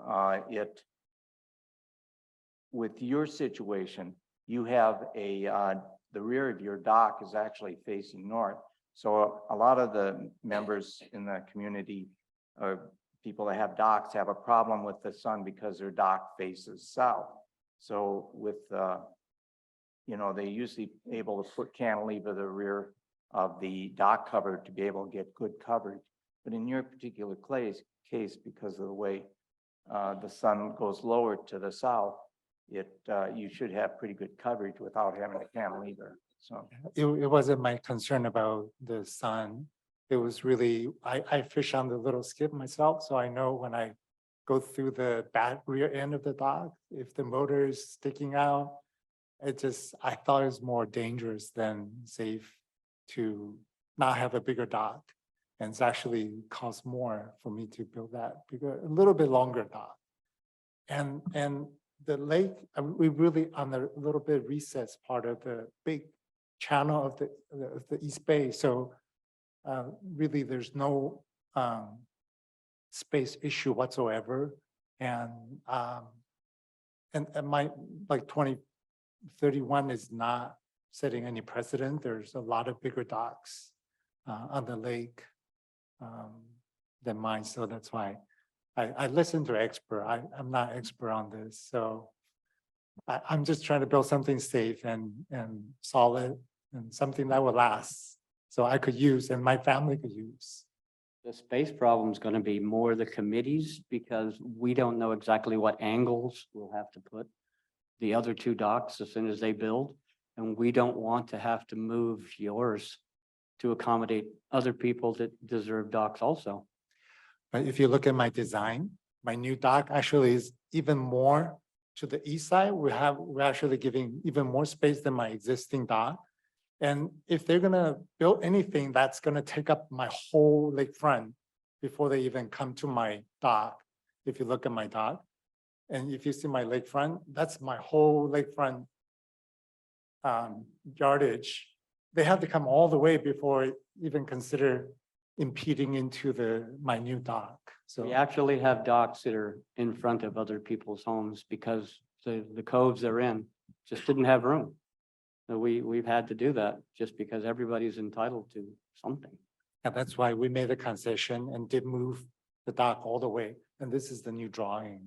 So if the reason why you want such a large header is so you can put your little boat on there, why not do a 4-foot header and put a side platform on the east side so that you can put your, I mean, we have approved platforms all the time on the side of these. Yeah, I drag my little skiff to the header on the east side of my header. So Right, you'd still be able to drive to the side of it and Yeah. put it right up on top of a Yeah. side platform if you had it over there. um, And then that would keep you closer to shore and keep you out of the lane of traffic more. you're talking about leaving the skiff in the water? Oh, no, sorry. No, If I building- may, Tim, we're getting into redesigning the dock again. So what I think we should do is I have just one more final thing to state before the board votes is that we just approved a rule for PC 9.4 last month. And the biggest reason is the committee has to toe a line. You know, we have so many different scenarios out there with different types of curvatures of the lake and where there are a lot of people that don't have docks yet that will want to. And the committee has to take that opportunity to look forward and for the future. And so that is the reason why we are attempting to be, continuous with our designs, which means the PC 9.4 and making sure that we're not going over the length, but trying to be able to maybe, if there is an opportunity and it does not get approved tonight, you can be more than happy to come back and we can help you, like what Tim was suggesting. Thank you. Thank you. Any other board comments or questions? Right. Just one other comment, Dr. Lai, I have a similar situation with my dock and I have elderly parents. And so I know with our boat, I will actually take it out of the slip and tie it up, side tie it to allow them to get in that way because of I think my fingers are only 3 feet wide also. And it does, it's just really for loading and unloading and we haven't found that to be an issue, but something that may be useful to you because I understand safety as being a preeminent concern. All right, is there a motion? Motion to accept the ACC's recommendation. Is there a second? Second. All right. Any other board comments? I just want to make sure. All in favor of approving or upholding ACC's recommendation, say aye. Aye. Aye. Any opposed?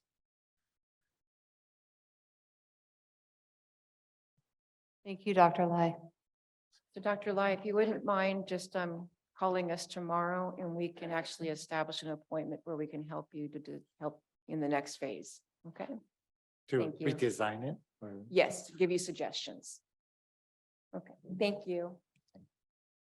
So for our next appeal, we have Eric Barajas appealing the ACC denial for boulders too close to the curb. Are the Barajases here? Okay, so in an effort to kind of speed this up a little bit, there are some boulders, and if we can go to the actual, I want to say it's the picture of the property with the boulders. One more down, there we go. So what I'm looking at doing is, yes, these boulders are against the rules, the current rules that we have. They needed to be anything over 8 inches in height needs to be 6 feet back from the curb. If you look at where the positioning of this is, the main reason for the rule is for when you park your vehicle If you open your door, you're not going to hit the boulders. If you look at where this is located, it's actually on a curb where there's no parking that's going to be that way. So my recommendation would be for us to go ahead and table this. And then in hopes that the committee would be able to work with Ms. Barajas, but we would actually revise the rule to where it would exclude corner lots. Does that sound good enough for you? Well, it just means that you guys can approve it like this, or we can table it and have it approved by the committee after the rule is approved. Either way, it doesn't really matter. Just, you can either approve tonight, or you can table it and then it can come back and it basically, we're going to change the rule to revise it for corner lots. So let's go to board comments on that. I know. Bill wants to- Yeah, I saw this house after the accident, so I can, I can empathize with your concerns, and that hole was there for a long time, so I can understand why you did. And I actually think you did a tasteful job with the rocks, so I think that looks good.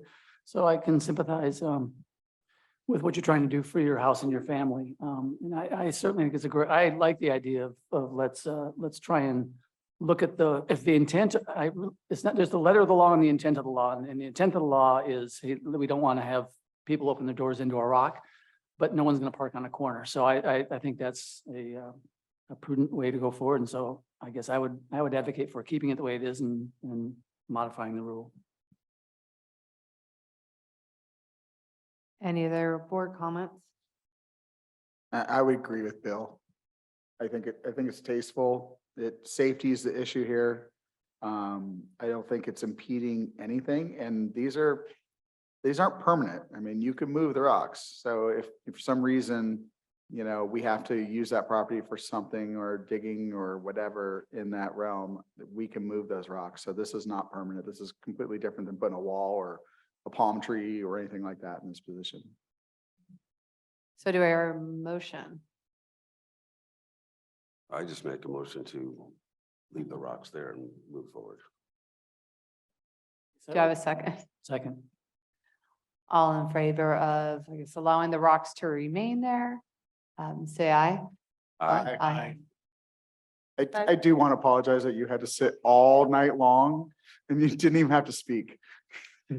Thank you. All right, thank you. We will be amending the rule for corner lots because I believe that that's something that has been necessary to do. And looking at this right here, we do know that. Thanks. Thank you. Okay, so for our last appeal, are the Wingers here? Okay, thank you.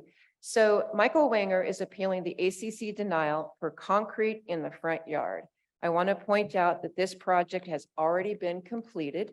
And the unfortunate thing is that it has violated a couple of our rules. So on May 17th of 22, the Wingers received a courtesy notice for landscaping maintenance in the front yard regarding weeds, debris, and which required removal. The notice granted a 30-day time frame in which to comply for PC 8.1 and also for PC 8.9, which is weeds, dead foliage, debris. Due to more time requested, a final 60-day extension was granted to them, allowing for compliance to be met by January 4th. On January 9th, the Wingers submitted an application and plan for removal of some concrete in their front entry, walkway, and courtyard, replacing the existing concrete and adding new concrete per the plan provided. Please see Exhibit 2 through 4. And it says the committee denied the plan, stating that what they had submitted is not a walkway. It's considered additional parking, which does not meet the PC 5.1 requirement. The front area of totals of 2,144 square feet, which requires 714 square feet of landscaping.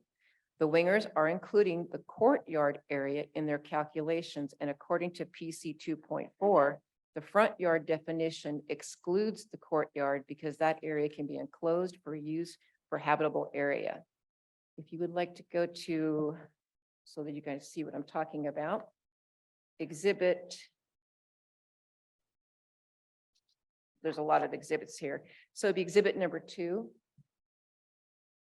Exhibit 2 shows you where the courtyard is. And so the only area on which you would be calculating would be the 20 feet. So, or actually, and also the 12 feet setback, so that lasts the 32 feet. Okay, so moving forward, the committee suggested reducing the size to the fence only to 3 feet wide instead of 12 feet wide. By doing this, it would bring them into compliance with both PC 5.1 and PC 8.1. Please note, the member did supply additional pictures, which we did not include every single one of them because there were so many of them. They are in the board packet.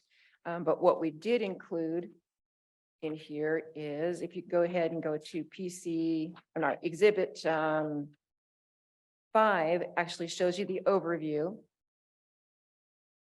And then from 6 through 10 are numerous pictures. One, which is dated 5/16/22. That's the original, when they received the violation for the need of taking care of their landscaping. And then the rest of the pictures are pictures that were supplied by the wingers to show us all what they have done. So at this point in time, I'm going to go ahead and give the wingers an opportunity to state their case. Hi, thank you for your time. I just want to start out by saying, during those years where our yard kind of went downhill, we're both working in the medical field during the height of COVID. I worked for the Santa Monica Fire Department. I actually set the record for the city over 252 days in 2021. And that's not just 8-hour shifts, that's 24-hour shifts. And unfortunately, I was cursed by the immunity to the COVID disease. So I was one of the few that was available to work while other people had to stay home. So fortunately, I was able to do that for my department, but obviously our landscaping suffered a little bit. We did get some extensions granted by you guys, which was a huge help for us. And in the latest one, it's just PC 8.1, nothing referenced about the 2.4 of the courtyard requirements. The 8.1 just talks about the front of the property, which we assumed the 33% included our courtyard, which is where our first front yard was at. Additionally, so we got that and it just says landscape is required for the front of the property. Bare dirt requires ground cover and landscape. So we kind of took off on our own and did a lot of the work. I did all the work with my brothers and my father. We laid the cement and it says here in your guys' notes that it is not a walkway and it is additional parking. That's not the case. Prior to our remodel, there was a lot of water that would get stuck in that front portion of the courtyard where the grass is, and it would pool up and puddle, and it would take a long time for us to kind of push it out with shovels and things. So the idea of that pathway being so wide to narrow is the way our lot is a descending lot into our house. So the water runs both ways down both sides of the house. So that is actually acts as some sort of drainage to keep the water from collecting in the front of the courtyard there. So it was a strategic tactic for us to go wide to narrow to the side of the house, not knowing that we were violating any of the community guidelines, just going based off the 33% and that the front of our property needed to be landscaped. We feel that we've done an excellent job in making our curb appeal. We put in artificial turf. Nothing requires water out there. We do have drip system for some of the bushes that we have not been able to put in yet. We took on this project about 5 months ago. We have a baby on the way, so we were hoping to finish it prior to the baby arriving next month. Unfortunately, this is a little bit of a pause for us. And we got, a yard of rock sitting in the driveway waiting to be put into place. And we're right there. We're about 90% of the way. So we're just hoping that you guys could include that courtyard, which they said they would not include the courtyard because there's potential that we could do a home addition in that area. And then our 33% would not be accounted for of soft surface, but we're not planning on doing any additional home additions. And if that was the case, then we would have to reassess that cement pathway anyways, if we were adding additional square footage to our home, which is not in our plan at all. Any questions by the board? Just I have some question. First of all, I'd like to say thank you for your service during that period. Really appreciate all that you have done and continue to do for our community. And congratulations on the impending birth of your child. I'm a little confused as what the courtyard is. Can I get some insight as to, what that is? So from like you see where the garage ends, if you draw an imaginary line from the garage across, that whole area inside of that is considered the courtyard.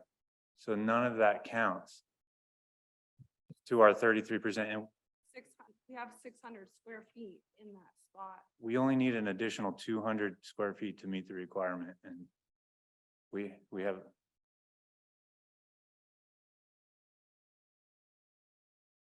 The most forward position of the home is set at 32 feet and the courtyard is inside of that. That never counted in the front landscaping.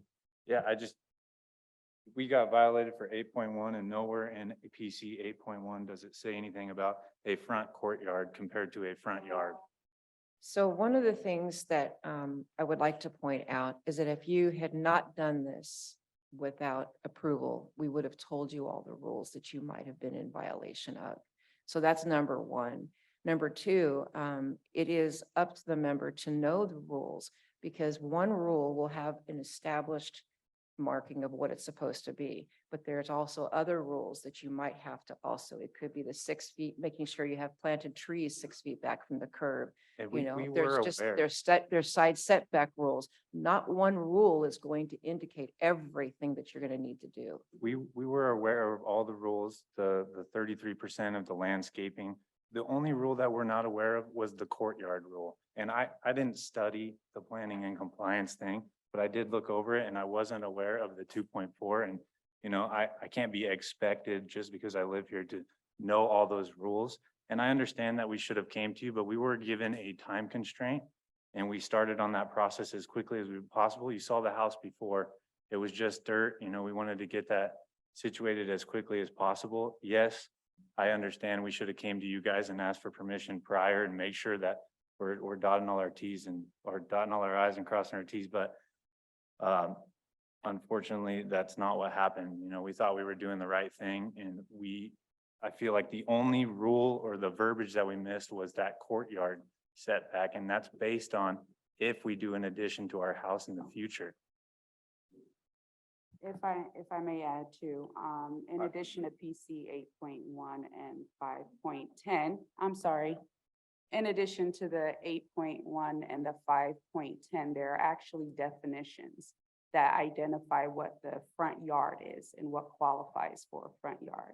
And that is the first 20 feet of your property.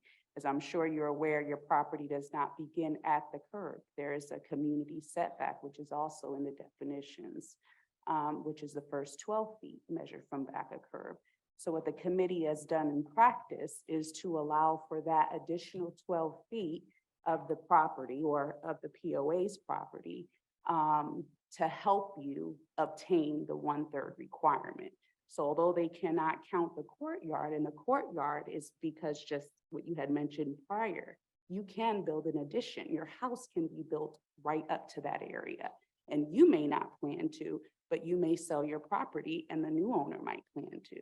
So the committee is responsible to keep consistency throughout the community.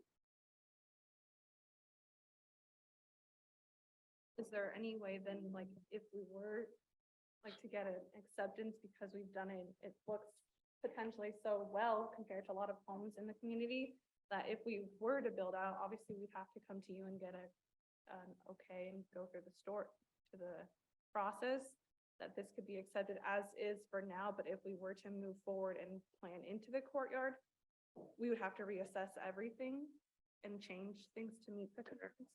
Is that not what?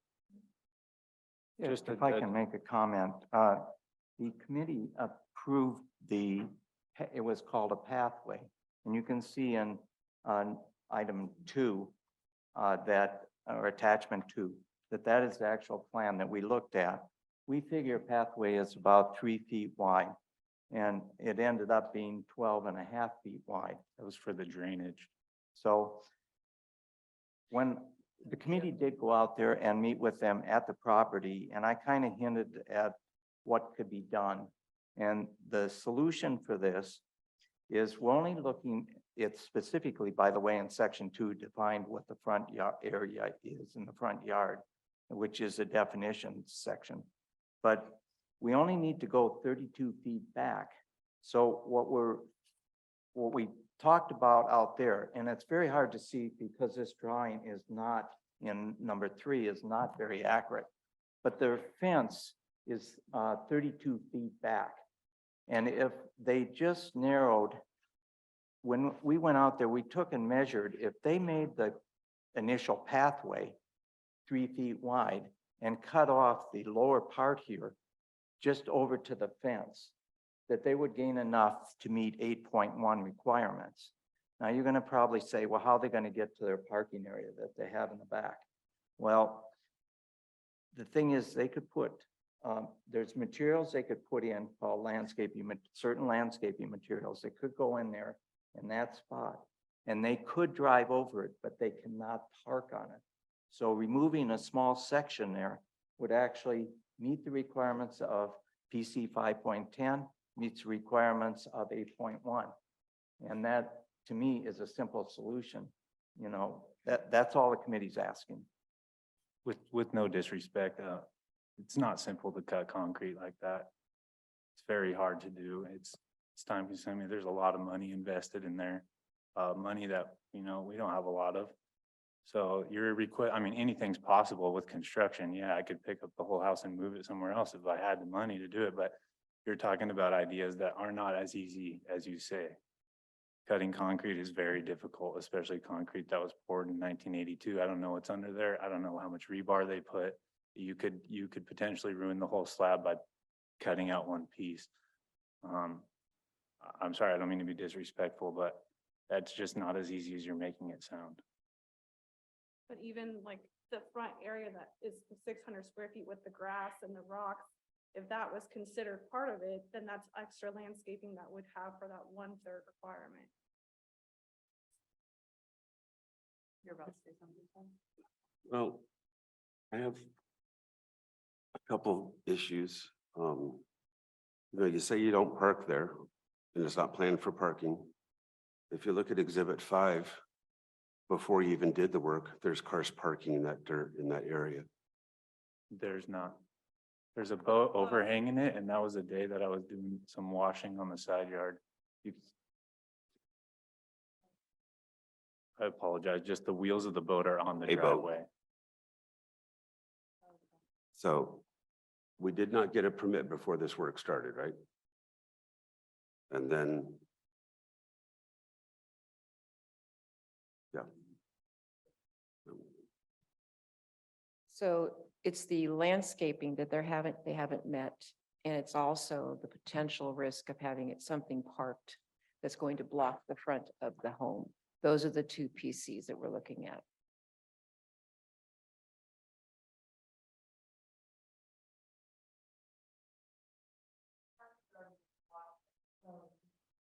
You can see my driveway. I have plenty of parking. There's 3 vehicles there. I have 2 trailer spots on my side yard. I'm not going to be using that area for parking. It was intended to be a walkway.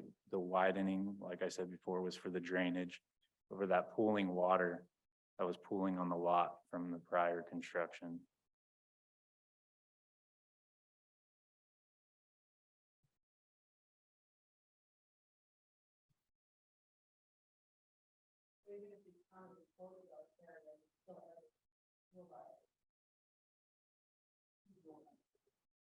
What is the additional, just the fact that it could be a risk of parking, It doesn't meet PC 5.10. and that's the parking? Yes. So due to it being more narrow, I couldn't park on it still.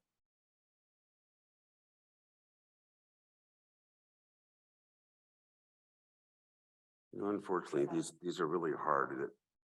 And it's tough to do this job. If people just get permits before and go through the process properly, we would never have this issue.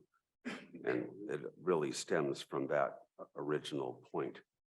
And when people do work without, they don't have any advice or don't know, you didn't know the rule, but you can't get any help from somebody if you don't ask. And, you know, I just have to keep going back to that original thought. and you would have known about the other rules and the setbacks and everything. You would have been given a lot of help. These guys are very helpful all the time. It's just, even though like all those letters in says to cover the dirt and everything, nowhere in it says you should come to submit, or if you're gonna change the property, come to get the board's approval, or, I mean, from getting those letters, it doesn't mention that we need, if we're making any changes, we need to come and submit. The letters you received were for violations of the landscaping. Like I stated, there's no way that we're gonna be able to give you all the rules in one letter.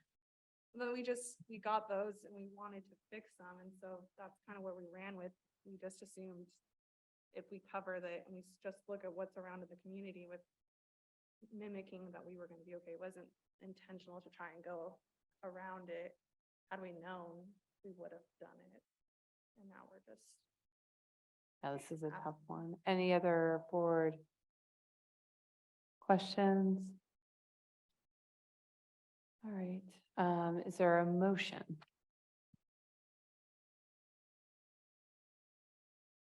Motion to accept the ACC's recommendation. Is there a second? Appliances. Is there a second? Second. All right, any more comments? All right, I'll call for the vote. All in favor of accepting the recommendation by ACC, say aye. Aye. Aye. I like that one. Aye. Any opposed? Aye. 4 in favor, 1 against, motion carried. Oh, I'm sorry, 5 in favor, motion carried.